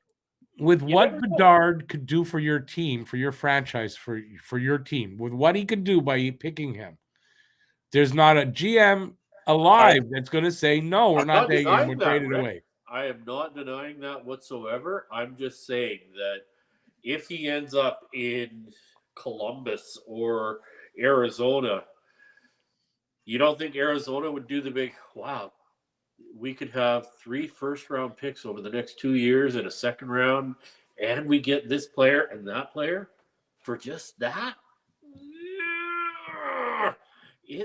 There's a lot.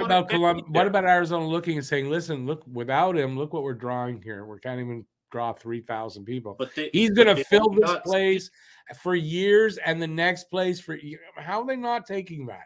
They've only got seats for 5,000, so really – yeah, but they're supposed to be out of there. 5,000 isn't going to make a big difference. For 2 more seasons. Aren't going to make a big difference. For 2 more seasons, they're there. They're not supposed to be there beyond that. Exactly. And a guy like Bedard can ensure that they are not there beyond that. Do you think Bedard would stay after his, after his first? I think Bedard will play wherever he's drafted. He doesn't seem like the kind of kid that's. He'll go where he's drafted. No. I'm saying you get him for that draft year, and whatever they sign him to. Say they sign him to, what is it? 3 years, 5 years, right? Whatever. So say they sign him to 3 years. You think he's going to stay there? I highly doubt it. Well, it's ELC. He has to, and as an RFA, he's under control. So he's under control like everybody else. I don't know.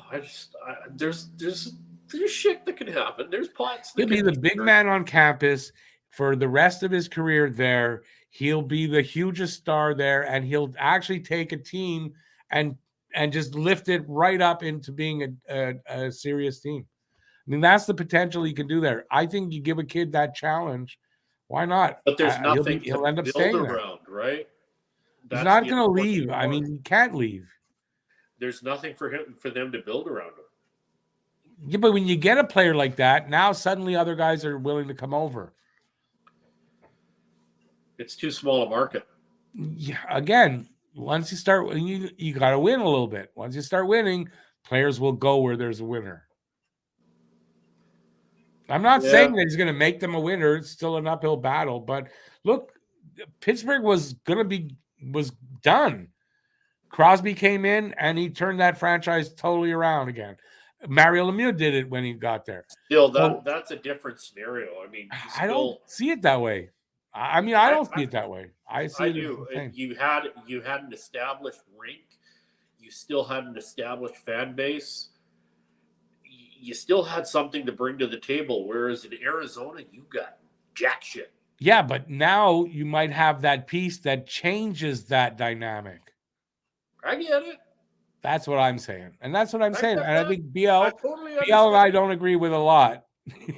But he says you don't trade a generational player, and you don't. No, I agree. But like I said, at the same time, there is things that can be done to kind of quantify that move. And I don't know. All depends. We'll see what happens. And any GM that makes that move is going to get laughed out. Right now, I'm trying to stir the pot and just see what comes. And but I mean, it's not. It's there. You brain dead if you trade a generational player.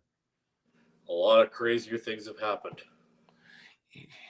Listen, just because Gretzky got traded, I don't know. Since then, since then, what generational players gotten traded? None. Oh, no. I know. Well, there was the Lindros thing that happened, but that was different. Was Lindros a generational player? He could have been. No, I didn't ask you that. That's not what I asked you. But was he really a generational player? No, he was not.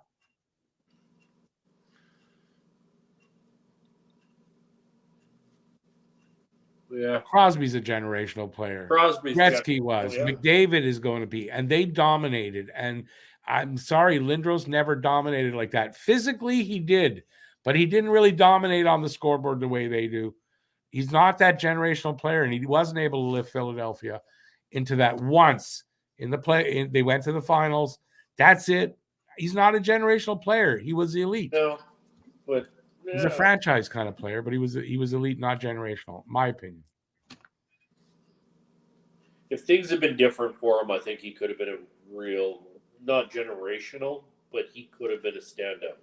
That's a big standout. He was a standout, but I mean, things could have gone differently for him. But at that point in time, the NHL was just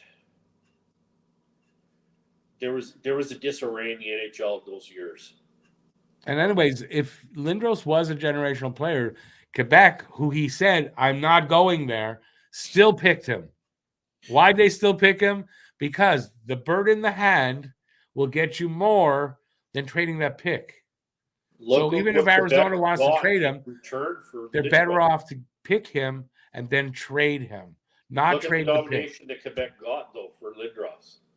They got two teams they traded him twice.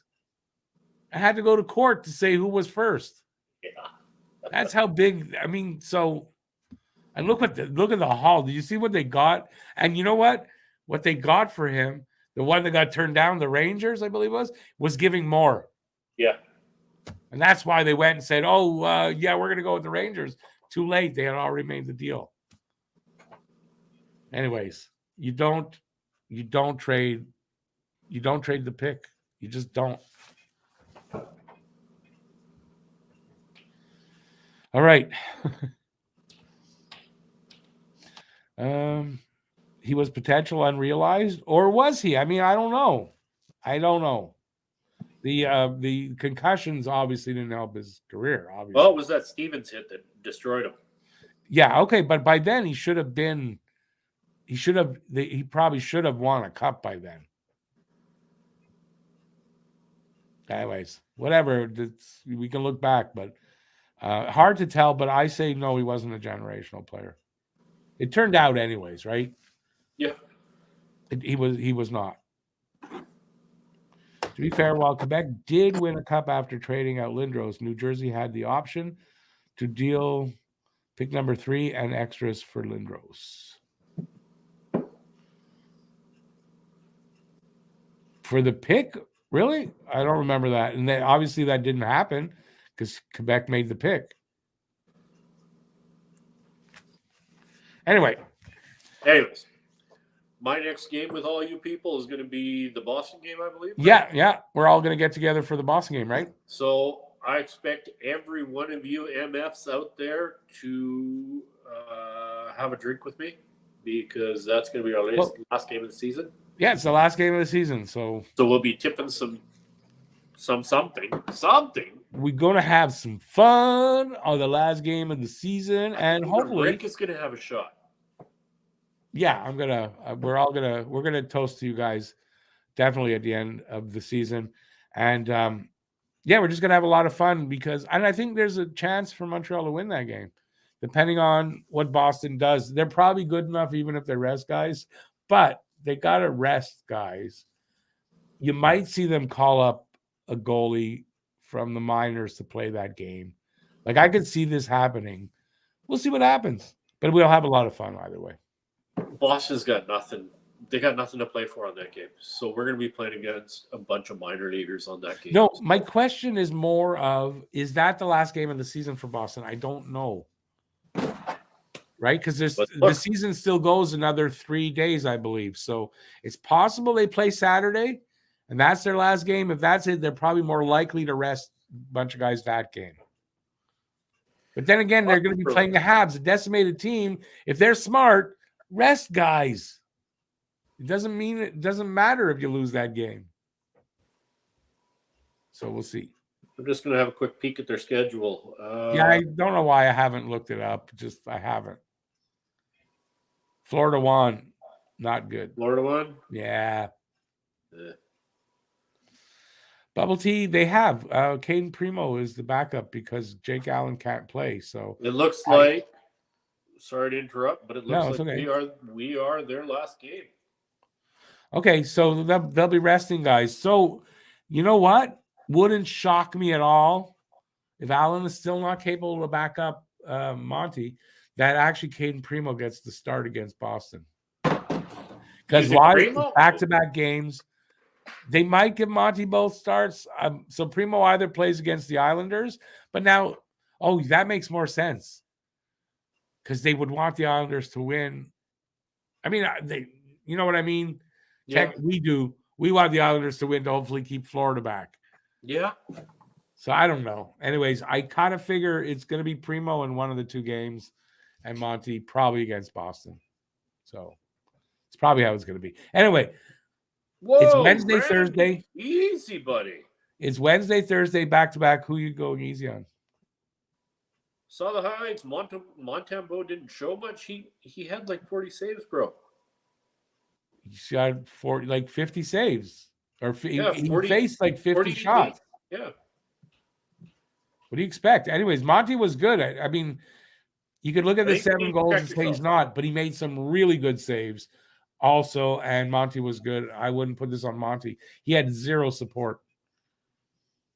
Bad night for Habs fans. Why? We're having a good time. Yeah.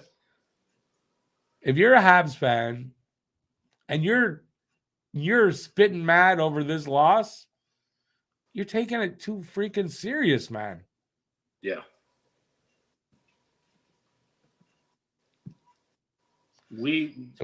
So Florida's in the playoffs right now. As it goes right now, they're in the playoffs.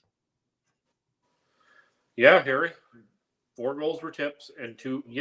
That one was an incredible bounce that went off of our D-man skate. Right? There was some weird stuff there. And I think Harry's right that Monty was like literally our best player tonight. Yeah. You face that much rubber, you're going to be letting some of it get by, especially when your goddamn forwards are in the defensive positions. No support. You need to learn about hockey if you're blaming Monty on this game. And if you're blaming anybody, really, if you're really mad about this game, this loss, at the end of the season here, this kind of season, like really, you're taking it too seriously. Well, no, it's not too seriously. I think it comes down to not really understanding things. You put out a team that's, like you keep saying, it was extremely decimated. We didn't have a shot at winning this game. Like, be realistic. We did not have a shot with the players that we put on the ice tonight. It's sports. If you're mad beyond, I'm going to say a couple of hours after a game, a loss, if you're mad beyond that, like spitting mad, then you're taking it too seriously, man. Relax. It's sports. Yeah. Losses happen. Like, that's what I'm saying. Yeah. And in tonight's case, I didn't expect to win. No. Randy, no. Bubbles, no, who said that? Wait a second. Yeah, Randy. 2 goals out of the 7. Yeah, probably he would like to have them back and they're on him, but still 40. Last I saw was 47 shots against. Yeah, that's fine. Actually, it could have been 49 because at the end I saw it was before the end of the game, but last I saw it was 47 because they had a couple more shots after that. So I mean, really, it could have very well been 50 shots and 7 goals on 50 shots. Wow, kid made some saves in front of you. Kid made some saves. Not just about the amount of shots, but look who's shooting. And look who's shooting, right? These were quality shots. He made some really good saves, Monty. Monty was good tonight. I have been praising Monty for how long, Rick? Like, even before you were singing. No, I was on Monty right away. I mean, the first game was not great. And then you could see right away in the second game, he looked better. I don't know how to describe it. And then every game he was looking he's a little bit better. Gotten better. And yeah. He's 25, very coachable kid. 24, 25 years old. 26 now. The 26, he's scratching. Yeah. He's just scratching. He's just entering his prime next year. So his best years are still ahead of him. Watch, at 28, this kid's going to be unstoppable.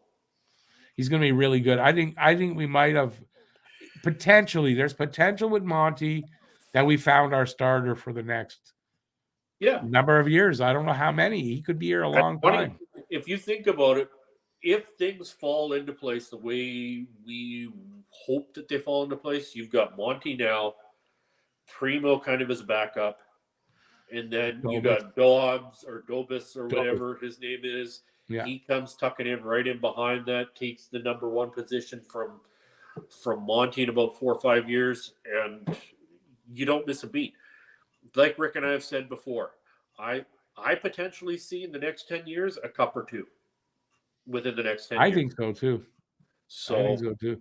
Adam, it's one night. If you want to say save percentage disagrees with you, you want to put that all on the goalie or like the team was not there tonight. Adam. Look back at some of the goals that are scored. If you have that ability, like go online, figure it out. Go back and look. In so many circumstances, you will see 2 to 3 forwards standing in front of Monty looking, and his defense is nowhere to be seen. They're behind the red line. He got no support. He had nobody standing in front of him. And what did Samsonov have? He had everybody in front of him. They were collapsing 5 in front of the goaltender all night long. So come on, man. Sorry, but sorry. Go ahead, finish then. I'm just saying, see it for what it is. Like, I was going to say, BL, that's bullshit what you just said there because you don't know this. We don't know yet Monty's potential. If you want to listen to the experts last year that said, oh, he's not a starter, he's not good. What you see this year, if you don't see that, I don't understand. And he could only get better. He might not, but potentially he's going to get better. And then, yeah, I think you're wrong. I think you're wrong. Harry, 100%. We don't need a superstar goalie. We need a goalie who makes saves when he needs to. Montembeault is absolutely that guy. Yeah, I agree with that. 100%. And yeah, I agree with that. Defense in front of him that clears the front of the net. With a good defense and a solid team in front of him, Monty's going to be even better. And yeah, I think potentially he could be a number one goalie. If it sounds stupid, sorry, it's my opinion. I'm allowed it. You're not throwing any salt in the wound there, Andrew. What was it, Adam? Adam? No, it's not salt in the wound. It's all good. It's all good, brother. Just be realistic about it. That's all. Yeah. All right. On that note, we're at 3 hours and 50 minutes. We're a little bit beyond what I wanted to go, so we're going to take off here. So don't forget, no games till Wednesday.